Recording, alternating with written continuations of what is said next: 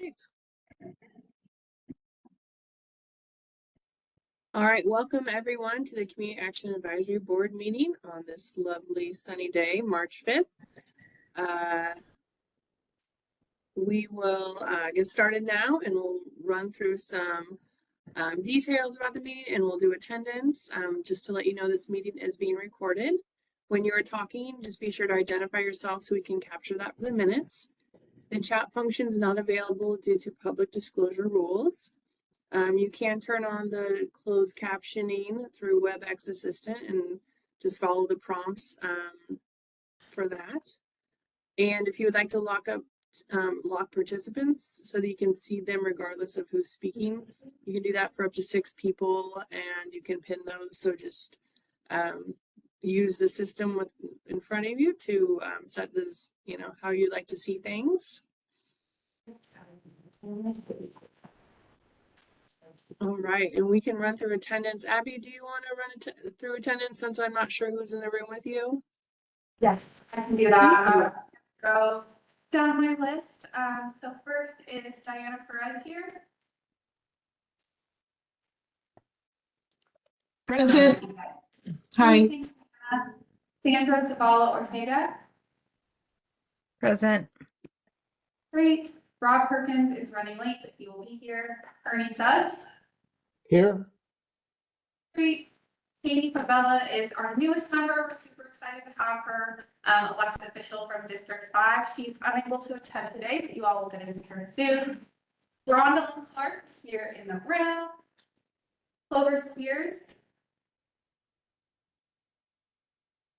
I'm here. Great. Megan Multhaw. I'm present. Great. Faye is excused, unable to attend today. Amy Rourke. Yes, I'm here.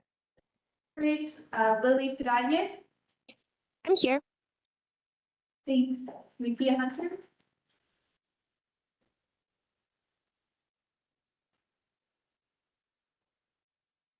All right, I'm not seeing Mithia. Melanie Green. Here.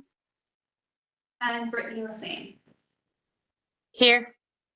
Great. And Rob just joined in the room. So we Here. have I'll pass it back to Rob to continue the meeting as chair. Okay, thank you. Sorry to be late. There was traffic where I never expected traffic to be. The next item on the agenda is the approval of January and February minutes. Is there a motion? Move to approve. I'd second This it. is Diana. This is Amy Rourke. There are 3 motions. I heard the one in the room first. Would you, I see a lot of new faces. Ronald Clark, I move to approve. Ronald Clark has moved. Is there a second? I'm pretty sure there is. Amy Rourke. I second it. It's been moved and seconded to approve the January and February minutes. Is there any discussion? Hearing none, I'll take a vote. All those in favor say aye. Aye. Aye. Aye. Aye. Aye. Any opposed? Aye. Still waiting for. Are there any opposed? Motion carries and the minutes are approved. The next item on agenda is the July 2024 through December 2024 outcomes report. Organizational standards 1.3, 4.4, 5.9, 7. This is an information item. All right, thanks, Rob. So you should have all received this over email, and I'll try to go through this quick because we want to get presentations started as soon as possible. So I'll just pull these up on my screen. Can everyone see those? All right, so most of you have seen these a lot of times, but just as a reminder, so this is the quarterly outcomes report for the contracts that are funded through the Community Action Program and Homeless Crisis Response System. This report is from quarters 1 and 2 of the fiscal year, so that's July 1st, 2024 through December 31st, 2024.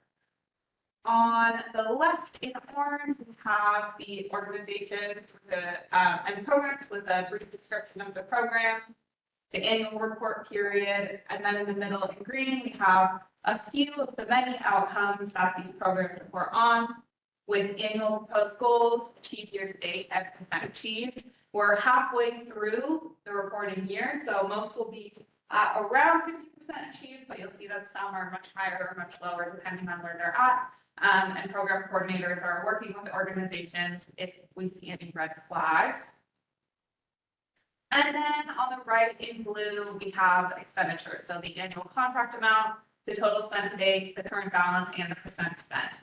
And again, most organizations will be around 50% at this time, but some have already fully spent out their contracts, which you will see.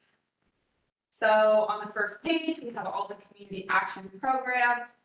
Most of these programs are on target. You'll see that the Community Foundation for Southwest Washington Social Justice Resiliency Fund is fully spent out, as well as the Share Hunger Response Program. And the Battleground Healthcare Program is almost spent out as well. And one thing to know about outcomes is that the Lordstown Food Assistance Program is working on a new method to assess youth for food insecurity, which is why you'll see that their number is under their projected. Scrolling down, we go into the homeless crisis response system programs. These are organized by program category. So on this first page, we have system coordination and data collection, core support services, outreach services, and shelter services. Again, you'll see those programs around 50% achieved, around 50% spent out, though some are much higher or much lower, and I'm happy to answer questions there if you have any questions on specifics. The next page continues with shelter programs, has rent assistance prevention programs. Oops, sorry, that's a little bit quicker than I meant to. Then we have transitional housing, rapid rehousing, and permanent supported housing. Some things to note about these programs is that there are a few programs which staff are working with on their quarterly reports. Some specifically are the PICOA and NAIA Family Center ECROUT programs, that's eviction prevention rental assistance. They are, we're working with them to figure out how they're collecting outcomes to make that more. So you might see either some NAs in the report at this time or, numbers that are much higher. Then on the last page, we have information about demographics, participant satisfaction, community engagement, agency grievances. So I'll just zoom in on these charts. You'll see that in this reporting period, programs sent out 2,525 surveys, received 554 responses for a 22% response rate. That's actually pretty high, so we're pleased with that rate. And of the responses, 90.8% indicated positive overall mix, which is great. For community engagement, during these quarters, there were 2,011 volunteers for a total of 14,781 volunteer hours, and 3,087 of these were by low-income volunteers, for a total value of almost $600,000 in volunteer hours. And I'm really grateful to our volunteers because these programs could not run without them. And then for agency grievances, there were 94 grievances received. 76 of these have been resolved, and 29% of the programs have received a grievance. This, again, is super normal for participants to be filing grievances with programs if the services they received weren't what they expected, or other issues that arise, and county staff monitor these and follow up if there are grievances being resolved. But we don't have any red flags at this time. And then looking at demographics, so in this Question, this is Ernie. I have a Yeah. question on the grievances. Are any of them repeatable grievances? Of one item, or are they all just segregated all over the board? Sorry, Ernie, I'm having kind of a hard time hearing you. So your question was, are there any repeatable grievances? Like are participants like filing grievances multiple times? No, any particular problem that shows up more than once. Oh, gotcha. Yeah, I haven't seen that either, but we can look into that in more detail and get back to Just you on that. curious, just curious if there's something that's there all the time that we can't fix or, need to fix. Okay, thank you. So, Ernie, this is Kayla Williams. I will say that that has happened before previous, where we had the individual program, maybe not receiving the exact same kind of grievance, but receiving more grievances than other similar programs. This was about 2.5 years ago now. So when that happens and we're seeing quarterly reports and we're seeing an uptick from one specific program, county staff will work with that individual program. We'll ask for the specific grievances and some of the circumstances around the grievances. And then we will usually take that above program management and into agency management to get a resolution going. So that has been the only experience with a particular program or agency where the number of grievances for a particular program kind of signaled we need to do some more digging. But right now, for a homeless crisis system, there aren't any indicators that that's happening. Okay, thank you. Thanks for the question, Amy. So just to quickly go through this demographic info, the proportions are pretty similar to what we usually see. For individuals served on the age category, most are between the ages of 25 and 44, but there's also representation from most of the other age groups that we track. For gender, most of the folks served identify as female, 41% identified as male, 8% said unknown or not reported, and then 2% reported gender non-conforming or other. And this includes a lot of categories. The reason it's listed like this is because that's the option presented in the HMIS system. For some of the programs, we track a lot more gender categories, but we aren't able to separate that out in HMIS, so those get lumped together into this gender non-conforming category. And then in education level, we have, a pretty even distribution between these different education levels. For race, you'll see that most of the people served are white. There's also this really big category under other and unknown. These are people who choose not to report their race.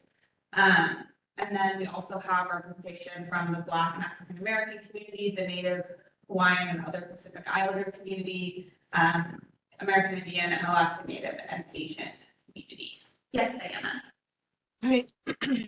Is it possible on that disaggregated data to compare it with the percentages within the county? For the race category? Yeah. Mm-hmm. Yeah, we can definitely do that. Yeah, so if you look at the equity dashboard, under Council for the Homeless, they have something that really compares with the racial distribution in the category, in the county. But I can definitely add that to this report as well, because it's something we do for the community needs assessment. So I'm happy to, add that right into this chart so you can see those comparisons for next time.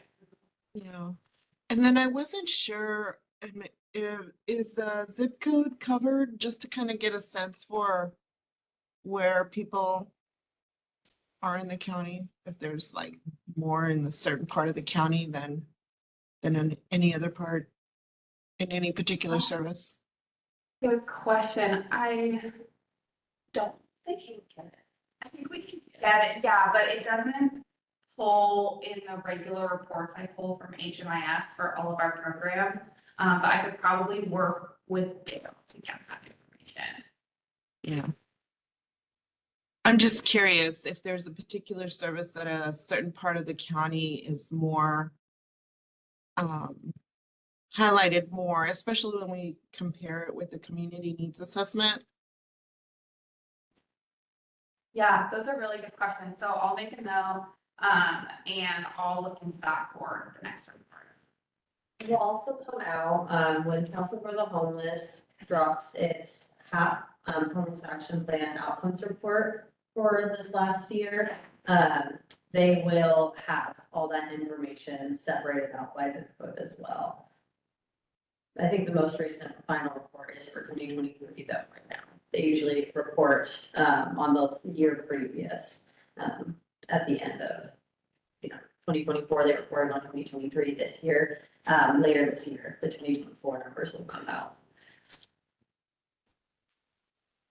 All right, and then our last category, some other characteristics, sorry guys, that are reported, are those who are chronically homeless. This quarter, there were 1,400 individuals. Veterans, there were 307 served, and people with disabilities, there were 2,728 served. And it looks like Kayla just put the link in the chat for the Council for the Homeless Equity Dashboard. Yeah, Diana.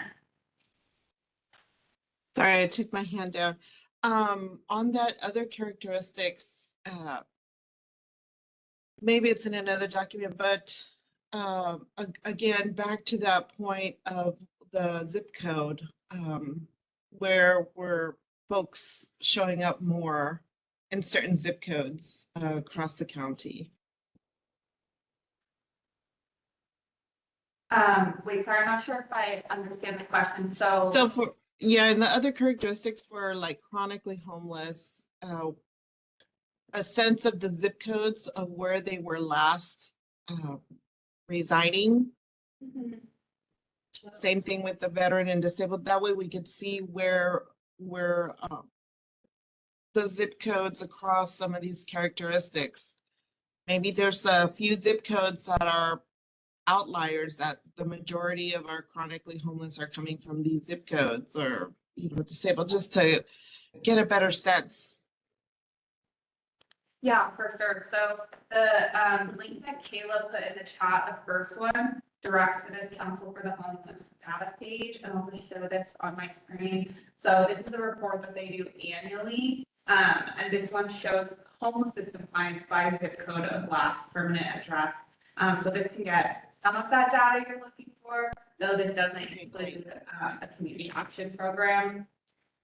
Service recipients, so I can try to pull that data for the next outcomes.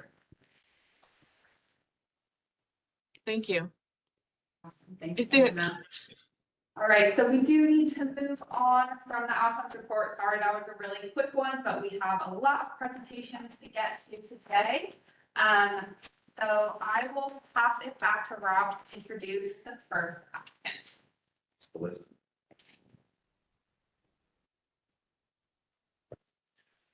All right, our next item of business are the CAAB CRS application presentations. And the first applicant to present is the Children's Home Society, doing business as Aiken. CAAB, are you here to present? We are Welcome. here. Okay. This is the Vancouver and Washougal Family Resource Centers. It is, yes. All right, please proceed. Awesome. Do you all have our slides to I have move a through? I have a question. Oh, there you go. I thought you changed your name to Aiken. We did. Good morning, Ernie. Hello, all. My name's Adrienne Mason. I'm our statewide director of development, formerly our regional director in Southwest Washington. We were formerly Children's Home Society of Washington, now akin. Super excited to be here today, and I'm really pleased to introduce Ruben Cottingham, who is our new regional director of Southwest Washington, to present for you all today. Thank you, Adrian. I appreciate you. Hey, friends, I hope you guys are doing great. Thank you so much for taking out some time to figure out what we're doing here at Akin at our family resource centers, one in Vancouver, the other in Washougal. And I just want to talk to you on why we are requesting the $40,000 a year over the next 3 years to support our food assistance programs. So what's beautiful about what Akin is doing is that we are creating this family resource center to be a catch-all for individuals who just need some assistance, right? Maybe getting to the next day, maybe meal planning for the next week. And what we've been able to do with our food assistance programs is satisfy this need for a lot of individuals. You'll see in the next couple of slides how many people we are actually serving.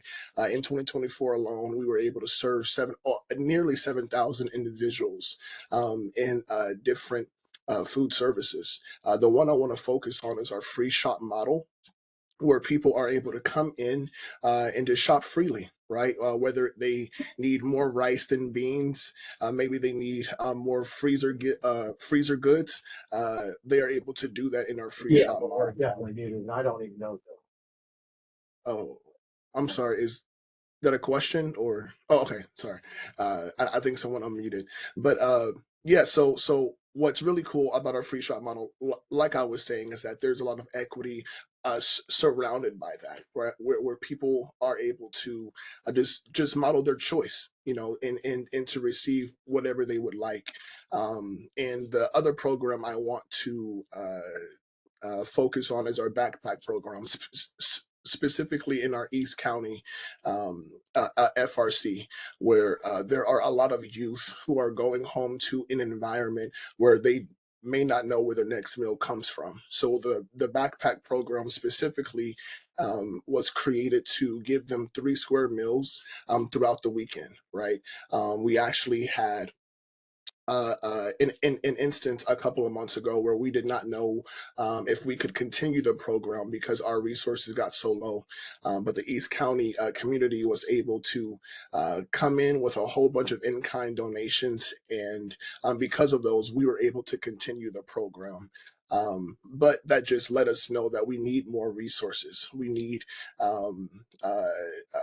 more resources in order to continue the mission of AKIN, which is to help people in need, right? We do have an amazing partnership with the Clark County Food Bank, but they've only been able to supplement the things that we have been able to purchase with our own money, the little that we have. So we believe that with the $40,000 a year for the next 3 years, will help us move forward with what we want to do in our community. Next slide, please. Again, just some stats for you all. Like I said, we've been able to help nearly 7,000 individuals with our food service programs, and we've been able to give out nearly 20,000 pounds of food.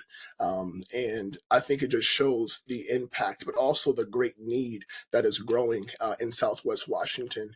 And we are hoping that at AKIN, we can meet people where they are, but also show them that there are organizations out here that can actually help them. Next slide, please. These are just a couple of the services that we provide. The ones in blue indicate how this grant money, if given, can move us forward. And the one I want to pay attention to is our family development program. We call it Family Navigation, where some of our staff members, they actually sit down with families and they're able to goal set, right? Helping them sit down and figure out what is their next move, right? What does success look like for them? And as they are planning for the future, those who need that direct assistance right now, they can also give that. Adrian, do you have anything that you want to add before I wrap up? No, I think that's great. Thanks, Ruben. For sure. Well, that's the end of my presentation. I don't want to talk too much. I would love to see if you guys have any questions. Hi, this is Ernie. I have a couple of observations and questions for you.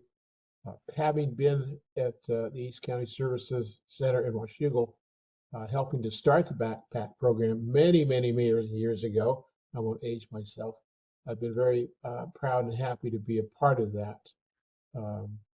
I've seen where we've had the kids from the high school also be a part of that to promote the program and to service the kids. The question I have, well, I have 2 questions. Why did they change the name to AKIN? People ask me that periodically about that because they can identify with Children's Home Society. They know what that is. They don't know what AKIN is. And Yeah, so that's a great question, Ernie. I'll give you sort of the short version for our time. Children's Home Society of Washington was founded in connection with the child welfare system. We do very, very little work in child welfare now. And actually, our overall goal as a kin is to prevent families from entering the child welfare system. So a long time ago, we decided it was probably time to rebrand, change our name. And we went through a merger just about a year ago with an organization called Child Haven, also dedicated to prevention before child welfare.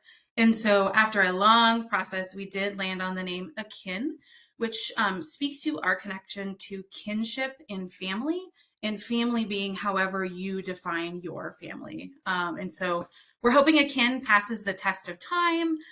It doesn't necessarily speak to our previous relationship in child welfare. Okay. The second question I have is in the regards to the food donations in the Washougal. Ernie, I need to interject. So we've got about 1 minute left for this group. Okay. Okay.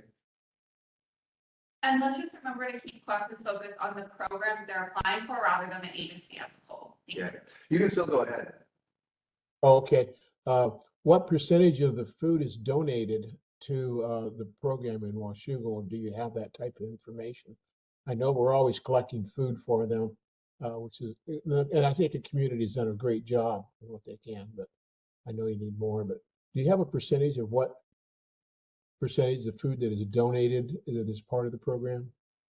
Yeah, Ernie, it's probably pretty close to 90%. Don't quote me as an exact quote. I don't have that number in front I'm of going to me. hold you to that. I'm going to hold you to that. You will, Ernie. I know you will. It's pretty close to 90% of the food in Washougal, and a lot in Vancouver as well. We rely on using our financial resources to purchase and offset those costs, making sure we have the necessities stocked, peanut butter, shelf-stable goods, that sort of stuff. Yeah. Well, I know you guys do a great job in Washougal, and I appreciate having been part of that. So thank you very much. Thanks, And I think Ernie. I saw Megan's hand raised. Megan, did you have a question? Yeah, I did. From your application, I had read that you're open between 9 and 4:30. Is that correct? Yes, that's correct. Okay, and those are traditional work hours and school hours or activity hours for school. So I'm wondering, how are you benefiting low-income families without weekend hours for accessibility? That's a great question, Megan. Right now, a lot of that is happening through our family navigator, that person we spoke to that does the one-on-one work. And she is able to take food to folks or provide access on off hours. A lot of families accessing our food services also access our counseling or behavioral health, which does happen outside of those 9 to 5 hours. That's just the time we advertise that we are open walk in to the public. Many of our families are accessing food outside of those hours. That's great. My second question is, I think your application states that a main barrier to accessing services was respondents didn't know Megan, where to go. I'm sorry, but we're out of time for this. I understand. This is one that I'm grading, so I'm pretty passionate about it. Are you, Even the question was just like, how are you planning to reach out to individuals other than online platforms? Yeah, great question. Again, our family navigator works closely with schools. We have a therapist embedded in a healthcare center that also talks about our services, gets folks access. We found word of mouth and Facebook group to be really helpful, as well as, relying on our community partners and making sure that they know that we're here and we're available. all right. Thank you very much for your presentation. I'm sorry that it's, the schedule is so tight. We do have to move on to the next presenter. Sounds like a wonderful. That's okay. Thank you so much for your time. Yes, thank you all so much. Take care. Our next presenter is Cher, talking about the Meal and Nutrition Programs application.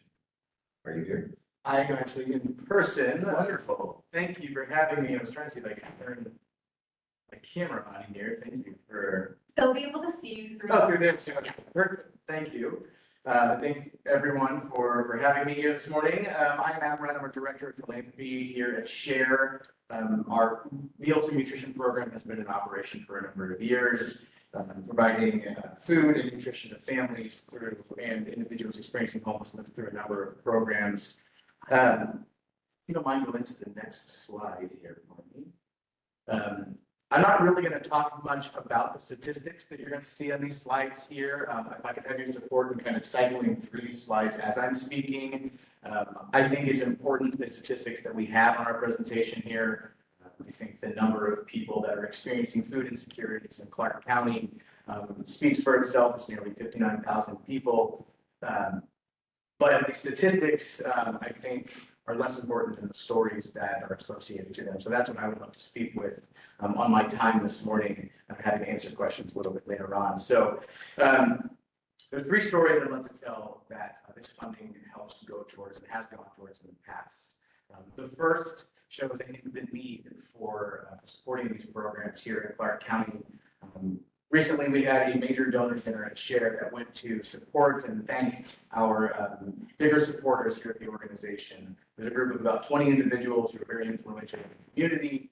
And one of those individuals stood up to tell a story that evening that is still stuck in my heart. She was going out to dinner with her daughter, who was, I believe, in 2nd or 3rd grade, and taking their daughter, her daughter's friend, along with them. They were going to go to a movie, have a wonderful evening after school. She picked them both up and went out for this incredible night. And about halfway through the evening, this young girl, the friend of her daughter, just got this incredibly panicked look on her face. And the mom picked up on this and tried to ask, what is going on? Is there anything I can do to support you? And through conversation with this daughter, with this friend of her daughter, found out that that was a backpack day. She had been, her family is a recipient of the backpack program at school. And she had picked up a bag of food that she was supposed to be taking home to her family that evening. And they got this panicked look that her family, her little brothers and sisters, her parents were not going to be able to eat until she got home that evening. I think this goes to show that there are people across Clark County that experience homelessness and food insecurities in ways that we don't know about. It is very easy for children, especially, to hide the struggles that they are going through.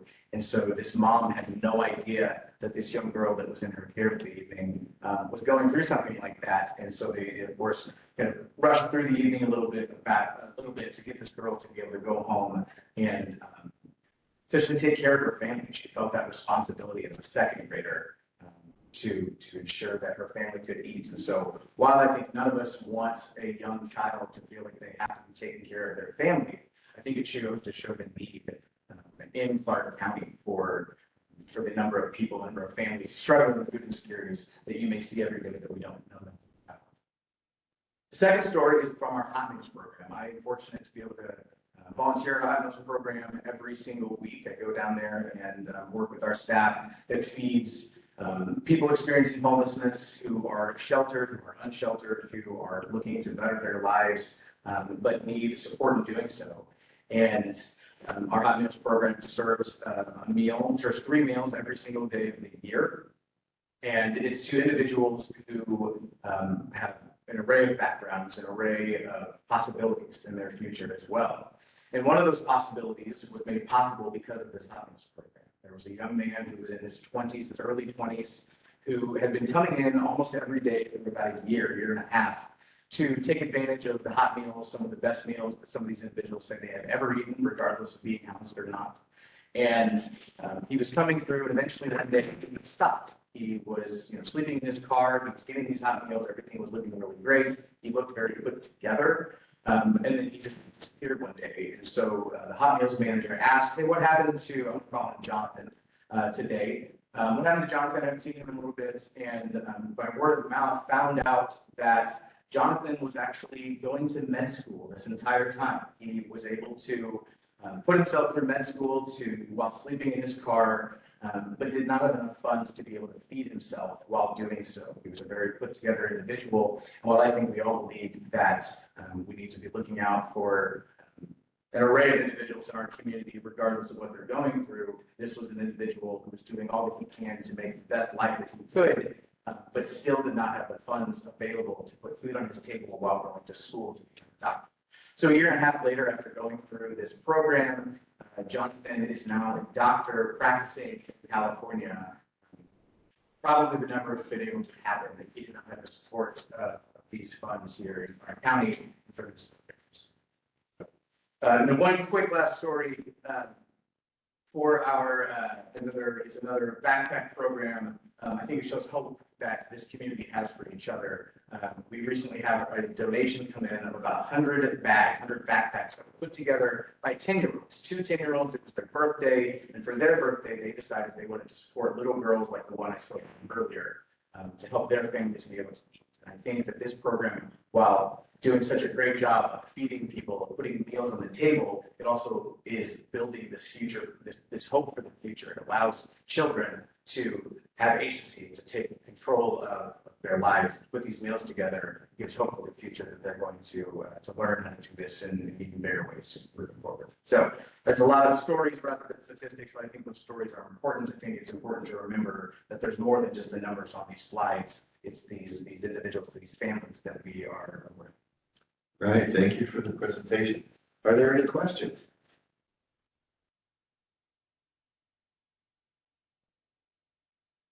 I have a question. This is Nakia. In at your locations where you provide the services to the community, are they able to go to all of the share sites to be serviced with meal provisions and like supply provisions? Or are there Yes. specific sites?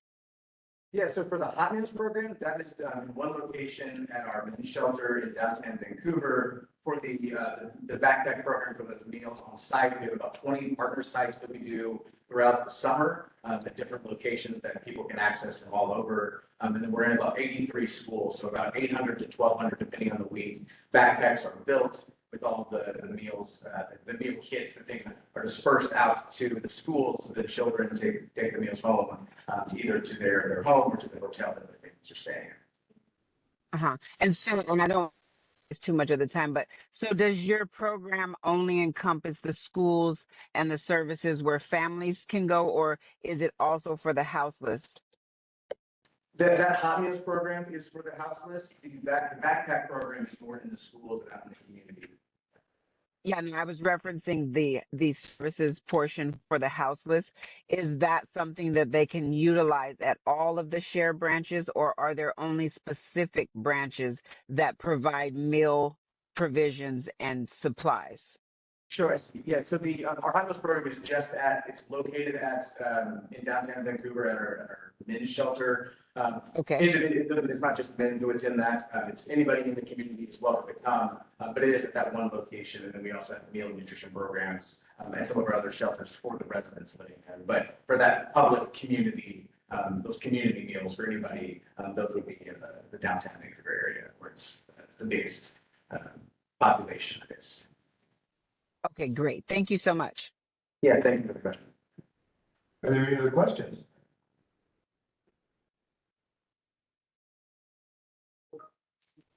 You mentioned the backpack program was coordinating with schools. Is there an intent to expand into school districts or schools where you don't have a presence? There is, yes. It's entirely funding related. We are trying to grow the program as much as possible based off of the need that is given to us from the school counselors. They identify which schools or which individuals and families of the schools have the biggest need. We can go that. Yeah, the goal and the hope is to continue to grow. And I've been president of Evergreen's Family and Community Resource Centers for a really long time. I mentioned I don't want to say that recently where it comes to mind. This is Vancouver is similar in the background. Yeah. Is there a hole in your services that additional funding would help in that? I think there are, yes, there is a hole. I think there are families who are not being served. We have an individual who is happy to support in different ways. We had to come to him recently to say he was very specific on helping one specific area of our program. And once that had been put there, he was happy to help us to use those funds to reach some of those other families. But I know that there are gaps based on the funding of families that we're not able to serve at this time. Would this funding help you maintain the program as it sits, or would it help you grow it? It would definitely help us maintain it. It's hard to say on growth because it depends on kind of the cost of of the food that we are able to get, things like that, whether, we work with the Department of Food Bank a lot to get items, things like that. But a lot of it depends on, the types of food that are families, kind of what the price of eggs are, things like that. So that we do, we also have a number of meal kits that are designed specifically around cultural histories and cultural foods that we do our best to try to, if we have an identified family that eats, specifically Spanish, something like that, we would try to focus on getting foods specifically for their cultural backgrounds. Now I've taken us over time by a minute, but thank you for your presentation and the good work you do. Thank you very much. Thanks, everybody. Okay, our next presenter is the New Life Friends Church. Are you ready? Yes, I'm ready. Hello. My name is Stephen McKnight. I am the youth program director down here at Lord's Gym in New Life Friends Church. And this is our food grant proposal for the committee. Our goal here at New Life is to be able to provide healthy and nutritious meals for our youth and the ones involved in our program. If you'd go to the next slide, please.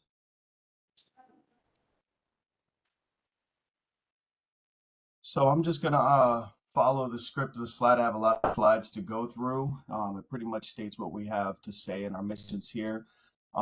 We here at New Life Youth are passionate about making a difference in each young or man or woman's lives. We have a great team of volunteer and staff that are dedicated to fostering a supportive and enriching environment where young minds can thrive through sports and mentorship. One of the key aspects of developing a young mind is healthy and available food and snacks for our teen group. If we move to the next slide. Why is this grant needed for us here? Our food insecurity is a significant issue in Rose Village, a neighborhood that we serve in Clark County, Washington. These are some of the stats that we pulled up. You guys there's hyperlinks to them. Generally, the people that we serve in our small community and area are above these thresholds or below the thresholds for the programs that they're seeking through SNAP and things like that. Next slide. Our focus is on our youth. Many of our youth come from impoverished communities and backgrounds. Rose Village is considered one of the most poorest communities in the county. We serve over 50 youth daily. That's 250 cooked meals and snacks each week. It rounds up to about 8,000 young men and women per school year. We also serve in the summer. This helps ensure that children don't go home hungry. Through research in though research in the prior slide is accurate, we cater to many different first and second generational immigration households. Our attendant 70% Pacific Islander kids, mainly hailing from Cook Islands and Palau. They commonly come from households that fall way below the county standards and poverty lines. Next slide, please. The way that we track our food program is through a lot of different surveys and questionnaires that we run by the kids and their parents. We have adopted a survey questionnaire system that tracks our kids' involvement in our outreach, which includes food boxes distribution, their satisfaction in meals given, and food insecurities at home. We have found that over 90% of our group has expressed improved nutrition and healthy eating habits and better food education and understanding through our research process. Next slide. Healthy choices. Each of our meals are prepared fresh from donations and grants. We incorporate all 5 food groups needed to assure our children are having balanced meals, including fruits and vegetables that are given. Next slide. Our food distribution feedback. We keep logs and records of food insecurity questionnaires that we do with the youth on a weekly basis. We offer take-home food boxes weekly, and as previously stated, we keep food and nutritional goals and journals from our boxing team, as well as any other youth that wants to participate. Next slide. In addition to chips and the occasional dessert, we here at the youth group always make sure to provide healthy snack options for the teens at all times. And I believe there's one more slide. Yes. In conclusion, we here at New Life Youth would like to thank you for the opportunity to continue pouring into this next generation. The importance of providing a safe place for our teens to come, socialize, exercise, and get hot meals in Rose Village has turned our little nonprofit into a beacon of light in a neighborhood where it's most needed. Love conquers all. Thank you. Thank you very much. Are there any questions for Stephen? Hi, this is Megan. Oh, go ahead. Go ahead. This is Megan. I had a question. From your application, you had said and reiterated in your report that you have a system of surveys that you find your feedback. I was wondering what percentage of your staff can fluently communicate with the Islander and Mexican populations you serve? Well, we have 2 volunteer staff on that have fluent Hispanic backgrounds and communication skills, and also we have we have different entities in the building, and one of them is our FCS program, and we have 3 or 4 different Pacific Islanders that work there, and they volunteer their time as well. And you're right, it is important to bridge that gap with the different immigrant populations. So we do have at least 3 or 4 on staff that are able to speak their language.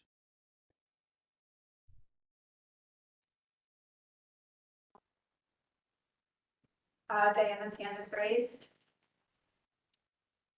Hey, thank Go you. ahead. Hi. I'm curious about the coordination with Sakura 39ers.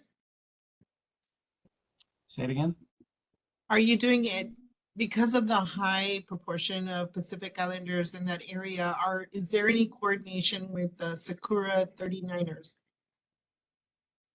I'm not sure if we have any with Sakura 39ers. Could you fill me in with them? Are they part of the community? Yes, they are the local Pacific Islander group, the Chickies. Yeah, so I And they- just one second. They have Sorry. a large youth. They work a lot with the youth, so just wondering if there's any. Well, there will be now. This is the first of me hearing about the Sakura 39ers. But I will be getting into them and trying to do a collaboration, definitely. Yes, they're right there on 4th Plain, down the street from you. Okay. That's why I'm surprised. I've done many combining of outreaches, Mullen Polk, NARA, the Commons, but this is good information to have. So I will be getting a hold of them probably by the end of the day and figuring out what we can do to work together. Any other questions?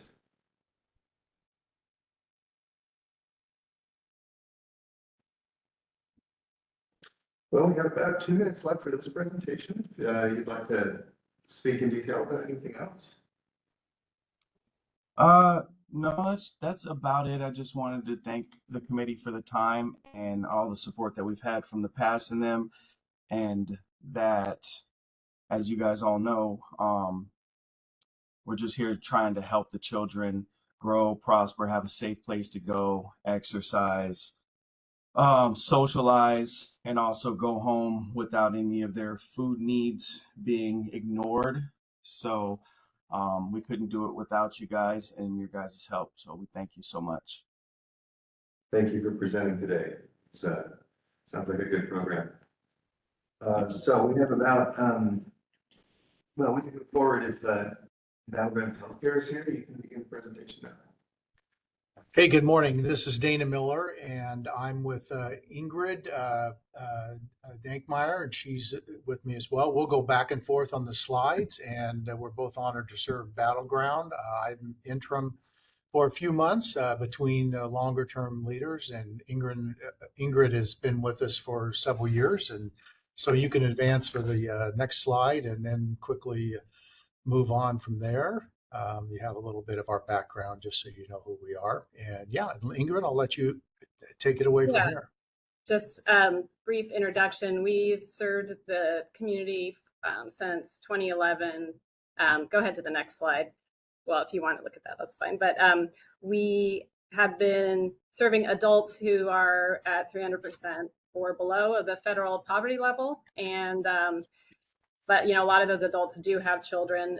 We found that was sort of the population that was really needing service when we started, and we've been located in Battleground for that whole time. But we moved to, you can advance the slide, to a more prominent location during the pandemic. We actually, because of our dental services, we needed to replace our air quality system, and the building we were renting was going to be too expensive. So we were able to leverage COVID funding to purchase an existing clinic, which is on the main drag in Battleground. And we've got have had a lot of increase in our dental service since then, and partly due to the bilingual signage. And we've had a lot of increase in the Hispanic Latina population that we serve. So in 2021, we had 20% Hispanic Latina, and currently we serve over 50% of that population. Next slide. Okay, this is a comprehensive view of all of our services, medical, dental, rehab, and health and lifestyle. And we're honored to be able to offer all these things. Of course, we're heavily dependent upon volunteers. And so our services ebb and flow a little bit depending upon who's available at the time. Dental is one of our most consistent programs that we have going. We have a 6:32 ratio from staff to volunteers. Okay, next slide, please. And this, Ingrid talked about those we serve. That's a repeat of earlier, but on the right side of that slide, what you really see is that we're much larger than Battleground, as our name implies. Where Clark County is the primary service area, with a little bit outside of that, as this slide shows. Next slide. So now we're going to get into some of the detailed data about those that we serve. And this is comprehensive to all of the clients that we serve: medical, rehab, healthy lifestyle, all of that, dental included in this. And as you can see, all of our group is under the 300% level that we talked about. And actually, if you take out the unknowns at the end, then 91% are below the 200% level. This first category there, 16, is those people who didn't really respond or don't have any reported, not didn't respond, but didn't have any reported income. The ones that are unknown are on the right side. So, okay, next slide, ethnicity. And as you can see, we are primarily a Hispanic, serving just over 50%. And that's quite an increase. In 2020, we were at 20%, and now over the 50%. And so we do have some other ethnicities that we serve, but they're quite small in comparison to this. This slide shows that. Okay, we want to go to the next slide. And not surprisingly, and consistent with the previous slide, the primary language is English in this particular case, but it's very close to Spanish. And then here you get a little look at some of the other ethnicities that we have with Russian and a few others in the mix there. And we have currently 2 bilingual folks. We had 3 in 2024, and we hope to add a third back. But we always have one of them in-house. And then many of our providers, volunteers, have at least a little bit of Spanish ability, and that helps a lot in an exam room or anywhere else, in the dental chair, wherever they might be. So, okay, next slide. And about, half of our population identifies as housing insecure or homeless. And this is a piece of data that we've been working to improve our gathering, but this is the most recent rendition we have of that. And next slide, please. This is our dental team, and as you can see, it's largely made up of volunteers, but we're fortunate to have a core staff of people who are able to support the volunteers and train them, and if they need it in terms of our procedures and that kind of thing. So that's really helpful. Next slide shows, go ahead and advance that. There's the actual dental staff that are all part-time. And One thing I'll add there just is we have, due to this, significant shift in the population we see, we've hired 3 Spanish bilingual bicultural staff in the last 18 months, and are working hard to, make sure, pay people appropriately to recognize the extra value of having that skill given who we're serving. So that's been an important focus for us. Next slide, I think. Yeah, and you saw the facility. We have a first-rate facility and equipment to go along with that, and it is really an honor to be able to show dignity and welcome people to our facility that really reflects the kind of environment that they deserve, and we're pleased and honored about that. All right, next slide. 3 minutes left. Yeah, we should probably maybe zip to stories anyway. Yeah, we want to have time for questions, so let's move through the presentation quickly. Okay, I'll share one story real quick because I think that's important. We have, this is just exemplary. We had a patient come in who was kind of at one of those rock bottom moments on the dental side, had been through divorce and just didn't know what was going to happen with her life. And she, plus got restoration and also just felt so inspired by what she was seeing here that she now is a volunteer and is now training with us to be a dental assistant. And there's so many stories like that of people really whole lives changing. And, dental health is so tied with medical everything. Yeah, we were able to provide a lot of services and really help folks. But anyway, so many, yeah. Do you want to do a quick bit, Dana, or should we I will, unless I don't want to shortchange questions. I want to make sure we're going to have time for questions if you have them. We have about 2 minutes left. Okay, well, if you'll go back to that last slide, I'll just simply say our partnerships are vital to us in the same way that our volunteers are. And so we work really hard at not only finding new partnerships, but developing and keeping partnerships. And we're honored and grateful for the partnership we've had with Clark County for over the years as well. So thank you very much for your time and attention.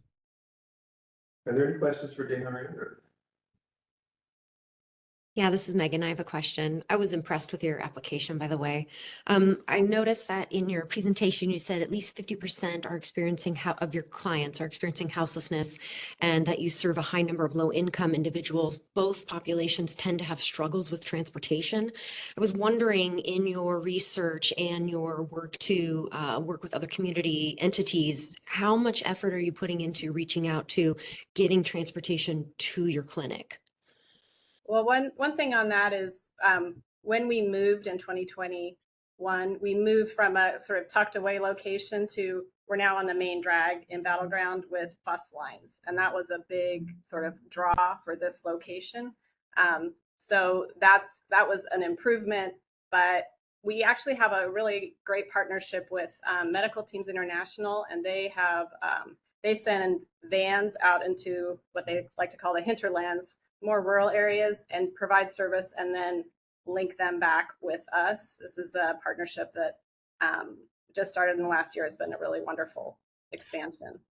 But that is an area that we're trying to explore a little bit more, different partnerships and ways that we can continue to expand outside of the area, but also bring clients who are closer and just don't have transportation. But it's an area of growth for us for sure. We have time for one more question.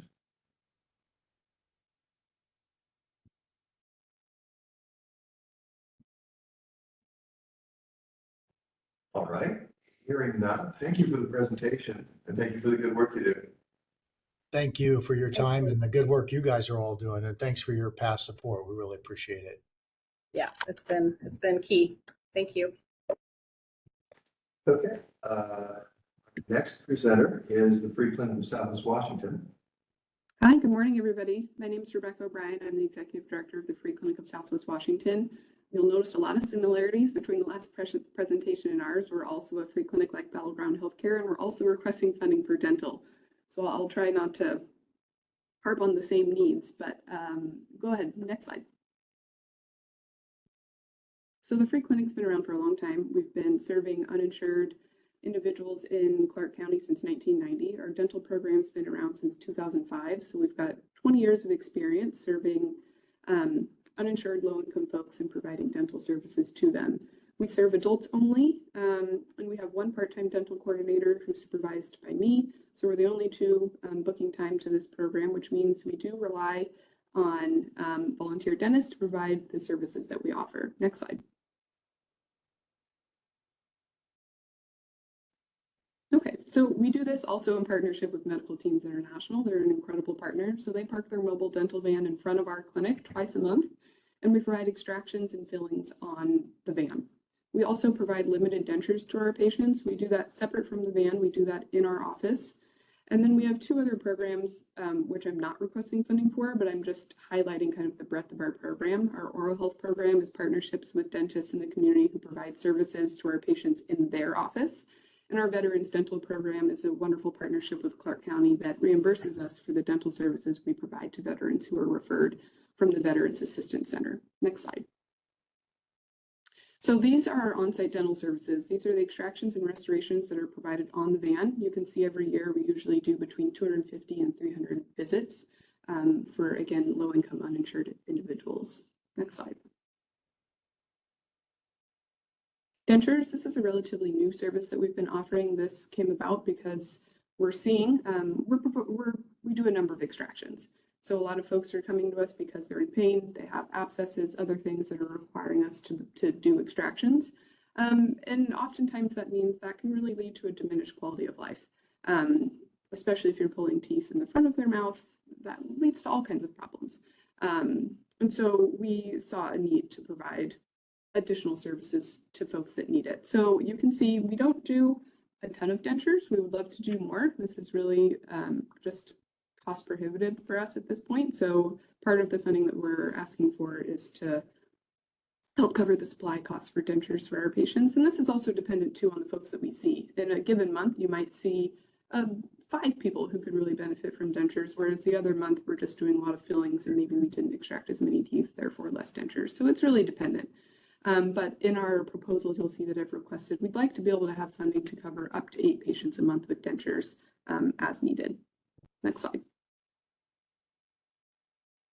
Again, our oral health program, not part of our proposal, but I just wanted to demonstrate some of the wonderful partnerships that we have in our community. And again, these are dentists that are providing services for free in their office. Next slide. In our Veterans Dental Program, you can see an upward trend of patients that we've been able to assist over the years, which we're really proud of. We would like to continue to provide as many services as we can for our veterans. We're just so proud to have that partnership already with Clark County to provide that. Next slide.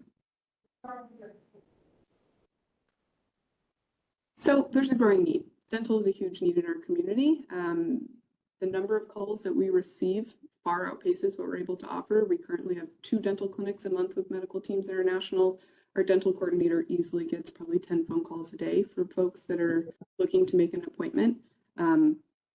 That's just a lot more people who need appointments than we have current appointment slots for. The Clark County Needs Assessment, 81% indicated that dental services were a high priority for their family. That's huge. And we see that every day in the folks that are calling and reaching out. There's limited dental health professionals, and then limited access to free or low-cost services means more individuals may seek care at other places like the emergency department. That creates an additional burden there. And the ER really isn't the best place for folks who need emergency dental services. We feel like we have the capacity and the ability to do it. Additional funding will just allow us to scale up to better meet those needs. Next slide. So again, what we're proposing, we'd like to hold 4 dental clinics a month, provide up to 8 patients with dentures every month if we can. So these funds specifically are going towards the salary of our part-time dental coordinator, dental supplies, as I mentioned, and the rental fee for the MTI van. Next slide. So why us? We've been doing this for a really long time. The free clinic has been around since 1990. We've got 35 years providing care specifically for low-income uninsured individuals, which means we've had 35 years to develop a really wide network of community partners, which we could not do the work that we do without all of our wonderful volunteers, donors, community partners. And having that experience, I think, has really benefited our organization and allowed us to do what we do for so long. I mentioned our dental program. We're in a good place. We have a wonderful partnership with MTI. We're actually renovating our clinic here in May, which means we're going to have a brand new, beautiful dental suite that we can continue to provide dentures and some other services in-house. And we can easily scale up this program. Additional funding will just allow us to see more people hold more clinics with MTI. That's really what we're after. We have the volunteers, we have the staffing, more funding, more clinics. We have extensive experience with historically marginalized communities. This is what we've been doing for many, many years. And our clinic is centrally located in the 4th Plain corridor. 1/3 of our patients live in the free clinic zip code, which means we're really accessible to people in the 4th Plain community. They know how to find us. They've been coming to us for a long time. All of our public-facing staff are bilingual, English and Spanish. The bulk of our patients are Spanish-speaking, and we just really feel like we have the tools and the skill set and the resources to serve this community. So we've also worked closely with Clark County on a number of grants and contracts over the years. All grants and contracts are managed closely by me. I have a lot of experience in this arena.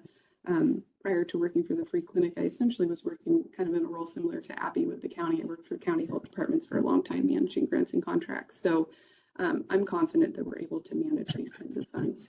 And that's all I have for you guys. I just want to thank you for your time. Thank you for your ongoing support. And I'm happy to answer any questions. Any questions here for Rebecca?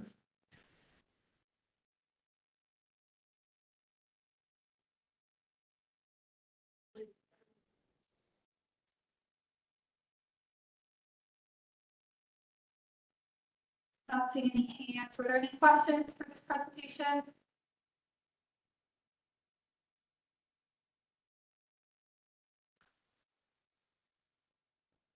Hearing no questions, thank you for the presentation and the work you do. Awesome. Thanks very much. Have a good day, everybody. Have a good day. Our next presenter is Save First Financial. I'm here. Morning, everybody. I'm Molly O'Donnell. I'm the Executive Director at Save First and also the founder. Next slide. So our agenda, what I'd like to share with you today is our mission, vision, and values, what really are financial wellness services, who our partners, clients, and staff are, and the need within the community and how our proposal answers that need, and projections for the support that we have requested. Next slide. So our mission is dedicated to empowering individuals to achieving financial stability to meet their basic needs by providing guidance, support, tools to navigate their challenges and to build a better future for their families. We envision a society where financial stability is fundamental to our basic needs and accessible to all who are willing to work at it. We value a holistic approach based on trust, and we provide hope through our services. Since 2009, we've been serving the Oregon and Washington region and have served over 25,000 community members during that time. Next slide. So what are financial wellness services? In our world, they are really intake and assessment, a holistic evaluation for services, really looking at what is it that is having the person come in who's maybe in need of rental assistance or utilities or has a shutoff. Through resource navigation, we refer to the appropriate services. Many of our clients come from DV situations, so it's appropriate to have really the right relationships in the community and referrals and a warm referral. In the education that we provide areas of savings, budgeting, debt reduction, and credit, understanding credit, how to build credit, how to pay down debt. We have online services of our own curriculum, which we've developed over the years of how to jumpstart an emergency fund, and then really a deeper dive into credit and consumer rights, student loans, how to pay them off, what to think about before you take them out. Purchasing a car, home buyer education, we provide here in Washington and Clark County. And then we also provide financial coaching, and that's really where we see lives changed, is in the one-on-one situation with a client where they meet with a financial coach and address their specific situation, and providing resources, trust, again, accountability, the tools and guidance to help the client meet their self-identified goals. We also provide outreach in the community. An example of that is going to the Clark County Fair, and Clark College Fair for the students, and talking with the students about financial wellness and what that means to them. Community partners, community events, fix-it fairs, local schools. We've engaged with Evergreen school system to help families in the area, again, of financial wellness. And then also culturally specific organizations. Next slide. So our partners, 31% of them come from the Washington community partners, and they're all listed there for you. 69% come from our community contracts, and we would like to increase the community side rather than the corporate contracts. 90% of our clients identify as female. 90% are also under 200% of poverty level for a family of 4. 47% of clients are under the age of 40, and 12% identify as Latino, with 10% identifying as Black. Our staff is 5.5 staff members, including certified financial counselors, social worker, financial educators, and emergency assistance fund administrators. And our services are available in Spanish, English, and our curriculums are available in Spanish, English, and Russian. And it's all developed with a trauma-informed lens. Next slide. So the need within the community is, in reading your community, the community needs assessment survey, 80% of respondents said they needed housing assistance. 78% said they needed asset building assistance. And of those that responded, 47% said credit counseling, 44 wanted financial planning, and budgeting classes, and 42 sought home buyer education and assistance, with 34 needing financial assistance to start a business. And there are limited, what we've learned over here in Clark County, very limited resources in this area of service. Next slide. So what we're proposing is, for years we had a very successful financial coaching program, and we ran quite a large number, actually 77, I think that's on the next slide, of volunteers that worked with our clients. So we propose reopening that program and propose funding what we're asking for is funding for a volunteer coordinator. But volunteers will help us really increase our capacity in serving the community without really adding to our too much to our additional staffing. They come from a variety of sources, and they give a diverse perspective and lived experience. What I've always said to my team over the years is that we need coaches that look like our clients. They need to be bilingual, bicultural. They need to have the same lived experiences that our clients have. And so that just enhances the relationship, the trust, the accountability, which is what we're trying to build to help a person really change their financial situation. If you have someone who is, like I said, looks like you and comes from a similar background, you have more success really in that relationship. The volunteers do not need a financial background. They really need what I call the heart of a teacher, and that means that they're willing to work with our clients, walk alongside them, and help them meet their self-identified goals. We consider them an extension of our team.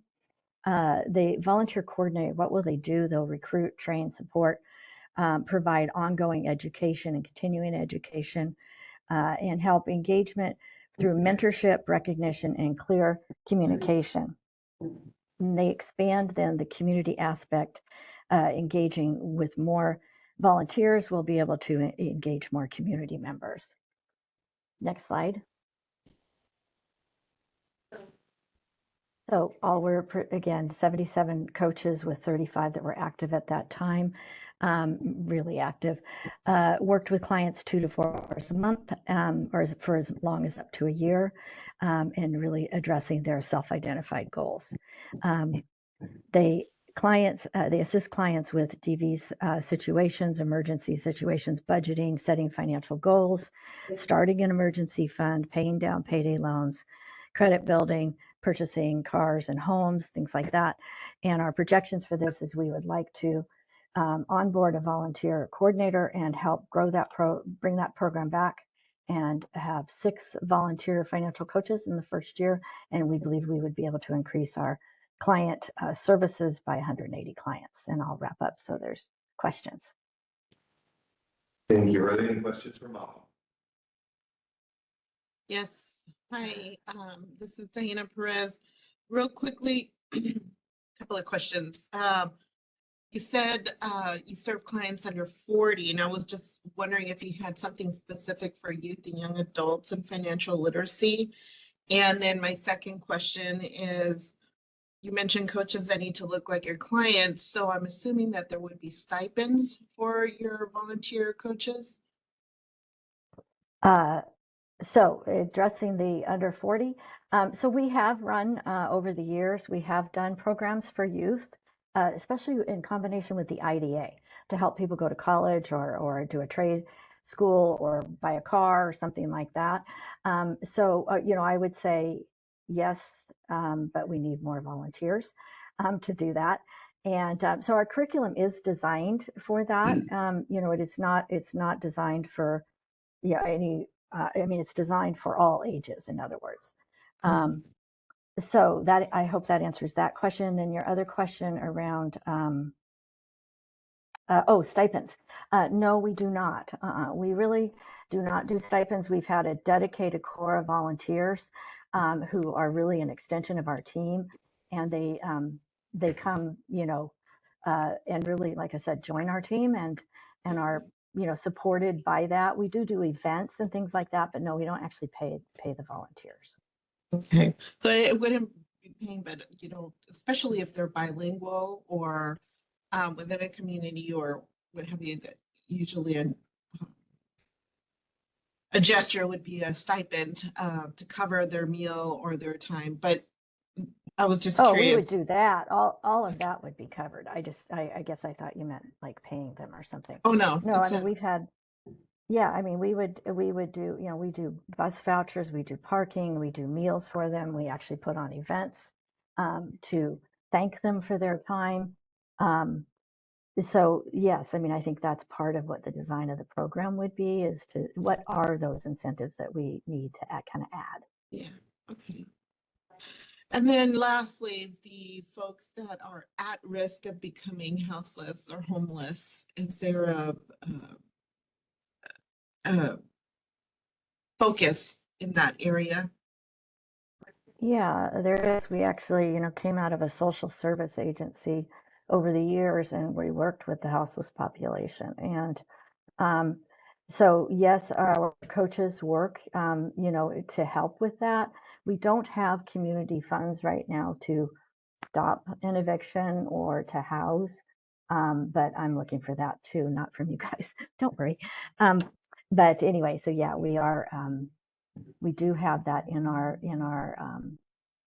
focus. Thank you. That's all the time we have. Thank you all. Good day. The next presenter before our break is New Life Recovery Services with the Support Assistance Transportation Program. Good morning, group. My name is Carl Robinson. I am the Director of Behavioral Health at New Life Recovery Services, and we're in the Lord's Gym building. Next slide, please. So in the program services that we're applying for, transportation assistance. So we'll provide transportation services for low-income Clark County residents who have a bed date for inpatient or are engaged in any level of treatment services in Clark County. What we propose is to have a peer support specialist walk with them through the whole process. They'll accompany the individuals needing a higher level of care, supporting them through the intake process, ongoing treatment phases for both inpatient and outpatient, and to focus on retention. The priority populations, low-income residents, or program will serve low-income residents of Clark County who require transportation to SUD treatment facilities. Individuals needing higher level of care will focus on individuals who need a higher level of care and support throughout their treatment journey. Next slide, please.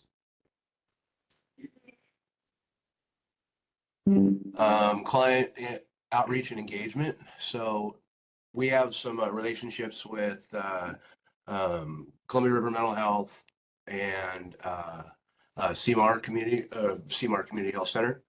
So we'll notify all treatment agencies about our services and our ability to provide peer support specialists.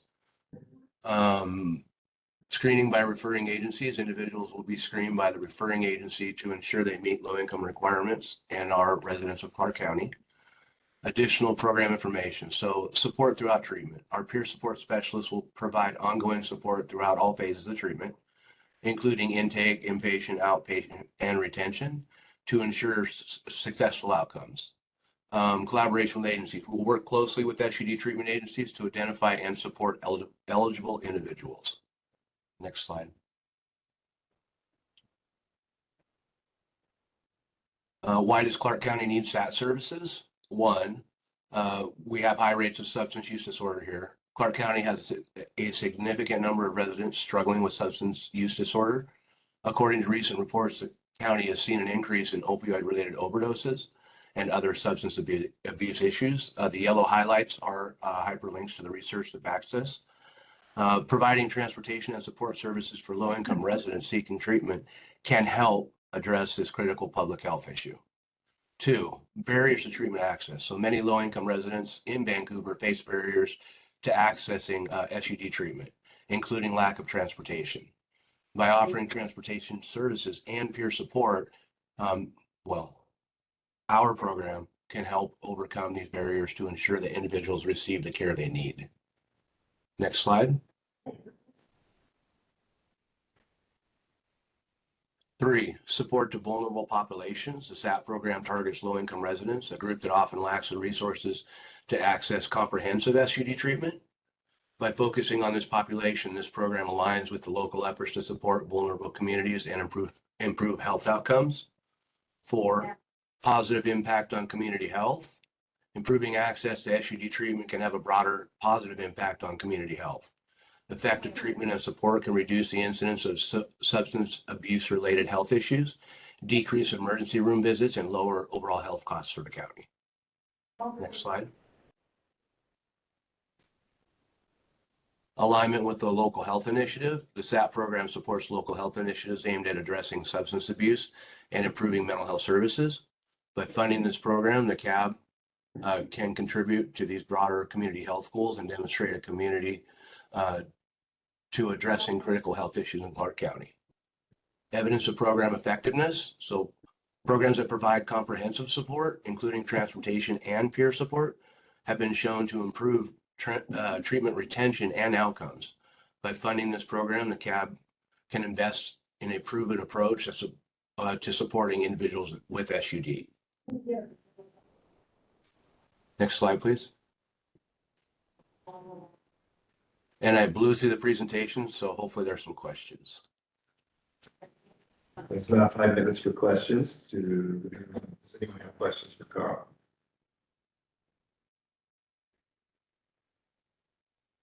Diane? Hi, Carl. Can you talk a little bit about the outcome? I mean, have there been any number of folks that have successfully exited treatment? So I don't have like the local county numbers for our overall, but what really prompted me to seek out a program like this was I had an individual that came through a similar program that was funded by the governor a little over a year and a half ago. And it was a program out of Eastern Washington that was doing these services. And the individual that they helped was originally from Clark County, but was living in like Yakima area. And that individual was driven from Yakima to an inpatient facility, I believe up north of Seattle. And I got to watch this individual get out of inpatient treatment, come back to Clark County, his home of origin, and engage in other treatment services, peer support along the way, got into transitional housing, and the success that I watched this one individual have prompted me to, one, take a look at that program, do some research across the nation and locally to figure out how can we adapt those success stories and kind of bring them to Clark County. Because I worked in SUD treatment for a little over 3.5 years, watching people struggle with transportation along the way, getting to and from, having to work with local, communities in motion, and stuff like that. And just not having a peer support person from day one, let's just say that someone knows they need to go to inpatient, right? While they're willing to take that step, if there's not someone there to like encourage them, support them, cheerlead them, by the time the bed date comes open, they might, skate. But having someone ride with them and being a success story, letting them know that, hey, this is going to be rough, but you can do this. And I'm here to cheerlead you along the way. Then when they say get into inpatient, they get a call from this peer support person who's still making contact. Hey, and if they feel like they want to leave, hey, why don't you just stick it out for another week? But just peer supporting along the way. And I'm sure that some of you know that peer services work. Yes, they do. As I want to know how successful you feel the peer support services being provided in Clark County have been for, just a sense for Yeah, so we know that 50% as of a the people state, served or not. yeah, peer services are up and coming, and they've Department of Health has actually created a revenue stream for Medicaid and all of that. So it's fairly new, especially with the established community health centers and stuff. But even they are starting to elicit peer support in their programs. We've been doing peer support for a few longer years, maybe not the established model and traditional model, but we have like on our site, we have 7 people that have gotten certified as peer support counselors through HCA and Department of Health. So I'm really excited to see the direction that peer services is moving in this state. But it's going to take programs like this and different agencies to provide the data that it really works, and that it's an avenue we need to continue to go down. Thank you, Carl. Thank you. Yeah, you have a question? It's Bronwyn. Ronald, sorry, I was thinking of somebody else. Ronald, you have a question? Yes, Carl, could you share a little bit about the research that you did for other states or other programs that you written about? Oh, so I do not have all that information like at hand right now, but I did spend a lot of time doing that research and gathering it. I can gather that and make sure that the group gets where I pulled the research from. Is that okay? Yeah, that's fine. I was gonna say, is there anything like pertinent that you found from that research that stood out to you? Well, it seems like nationwide, at least these kind of peer services that are finding avenues through Medicaid in each state is still fairly new too. So Washington's not the only one. But there were some exciting research stats from some of the programs. I know that overall, basically, the research on any kind of peer support program, whether it be for SUD or mental health, has lowered hospital costs. There's less emergency room visits. There's a higher retention rate for people to stay engaged in services. So, I mean, overall, it's a win-win for local communities, saving money on, on those issues. And if a person is able to retain or engage themselves throughout the treatment process, even the success rates and the longevity of what they learn in treatment is better. Absolutely. And so how did these firms would be able to assist to ensure that that is happening for your program? Is that what you're saying? Yes. Okay, thank you for the presentation. I move it to this time. Going to take a 10-minute break and we'll reconvene at 10:41.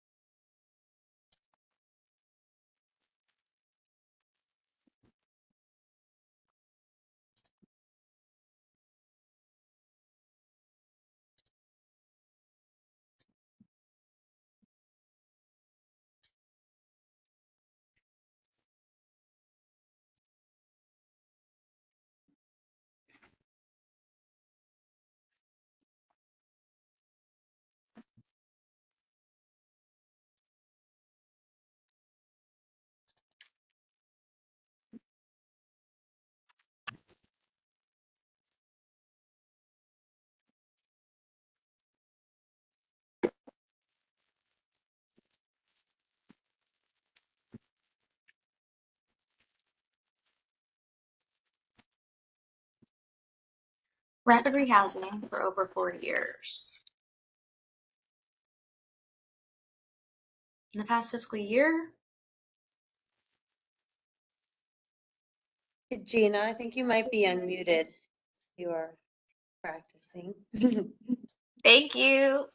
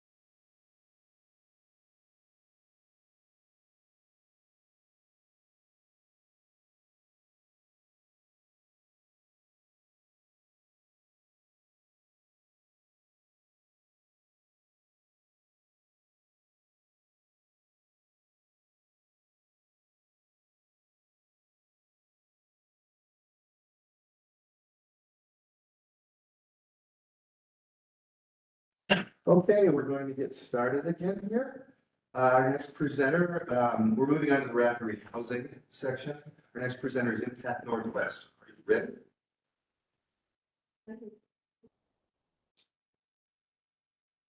Good morning. Good morning.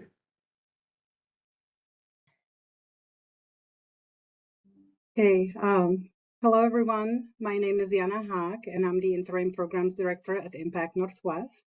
We're an anti-poverty nonprofit organization that has been serving our region since 1966.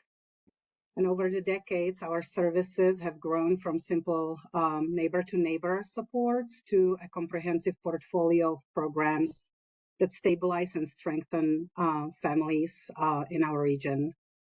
On average, across our programs, we serve about 25 to 27,000 individuals annually. Today, I'm here with my colleague Al Holzbach to introduce two of our most impactful programs, rapid rehousing and permanent supportive housing, and to support our application for their refunding. Please let me begin with sharing about rapid rehousing. If I can please get the next slide. Could I ask you, are you also presenting this time on the permanent supportive housing? No, that's later. Okay. No, this is just rapid rehousing, and my colleague Al will present on permanent supportive housing later. Okay, thank you. Okay, so Impact Northwest Rapid Rehousing Program operates in Clark, Clackamas, and Multnomah counties, and it is rooted in the Housing First philosophy, which is an approach that ensures that people are housed quickly without any preconditions. This approach also recognizes that stable housing is the first step toward long-term success, which is a belief that we share. Our program incorporates trauma-informed care and person-centered strength-based case management to tailor support to each client's needs. Our interventions are designed to address housing instability by being flexible and responsive. We provide safety planning, advocacy, and funding to remove housing barriers. Next slide, please. Additionally, our decades of experience, which is 20 years in the region and 10 years in Clark County specifically, enable us to serve households with the highest barriers to housing stability, including those experiencing unsheltered and chronic homelessness, families, veterans, victims of domestic violence, and communities of color. Our impact in Clark County is clear. Last year, we met our goal of serving 15 households, and this year we've already reached 73% of the goal with 11 households enrolled. So we're confident that by June, we will meet our fiscal 2025 target. Next slide, please. Beyond the numbers or outputs, our outcomes also reflect program successes. Out of the individuals that we've served this year, 85% of them maintained or increased their income. 93% improved their financial literacy skills. And all participants were connected to essential resources such as SNAP, food banks, energy assistance, health insurance, and also all of them were offered an application assistance for Social Security programs such as SSI and SSDI. Most importantly, 95% of participants who left our program remained housed 12 months after their exit. Next slide, please. So while we are proud of these successes, we must also acknowledge some of the challenges that we faced while providing the services. Many of our clients require more time with case managers than the program can currently provide.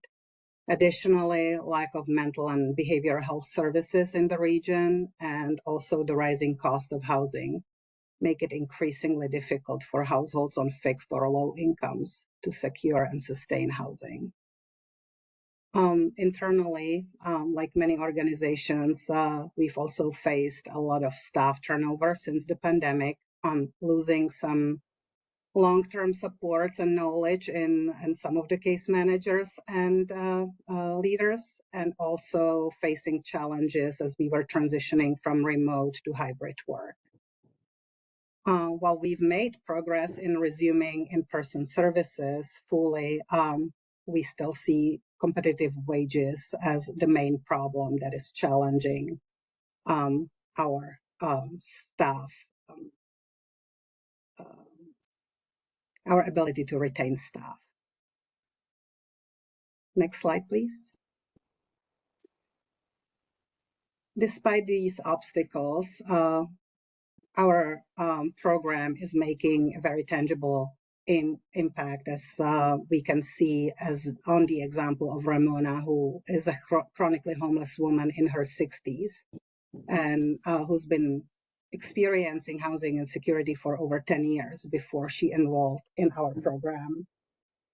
It was through the consistent support of her housing case manager where she started, rebuilding her trust in the system. She was connected to medical care, was able to obtain, new glasses, and rediscovered her passion for teaching and composing music. Ramona feels safe in her housing and has stabilized her life. She's able to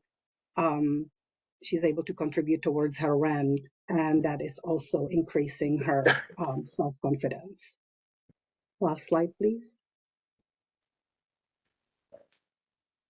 So our services, by combining evidence-based practices and decades of experience, have been able to help individuals like Ramona to achieve housing stability and long-term self-sufficiency.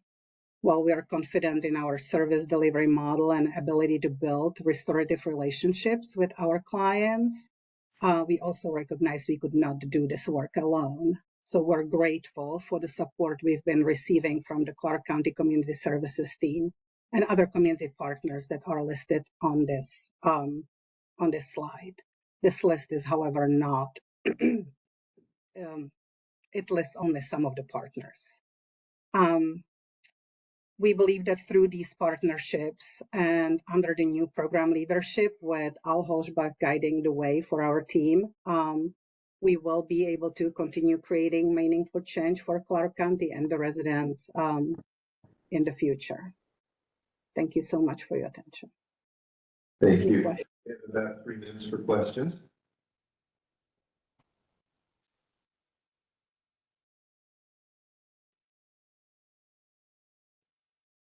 Any questions? I didn't have a question. I had a comment, though. I wanted to say I was impressed with your application, and I really appreciate your work with different individuals, bilingual individuals, and reaching out to those underserved populations. I could see it in your application, and I really appreciate that. I appreciate that comment very much. It is really nice to be recognized like this. Thank you.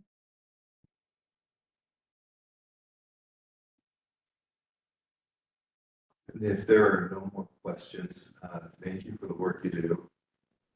Thank you for the presentation. Oh, I see Diana's hand up. Oh, Diana, go ahead, please. Hi, sorry.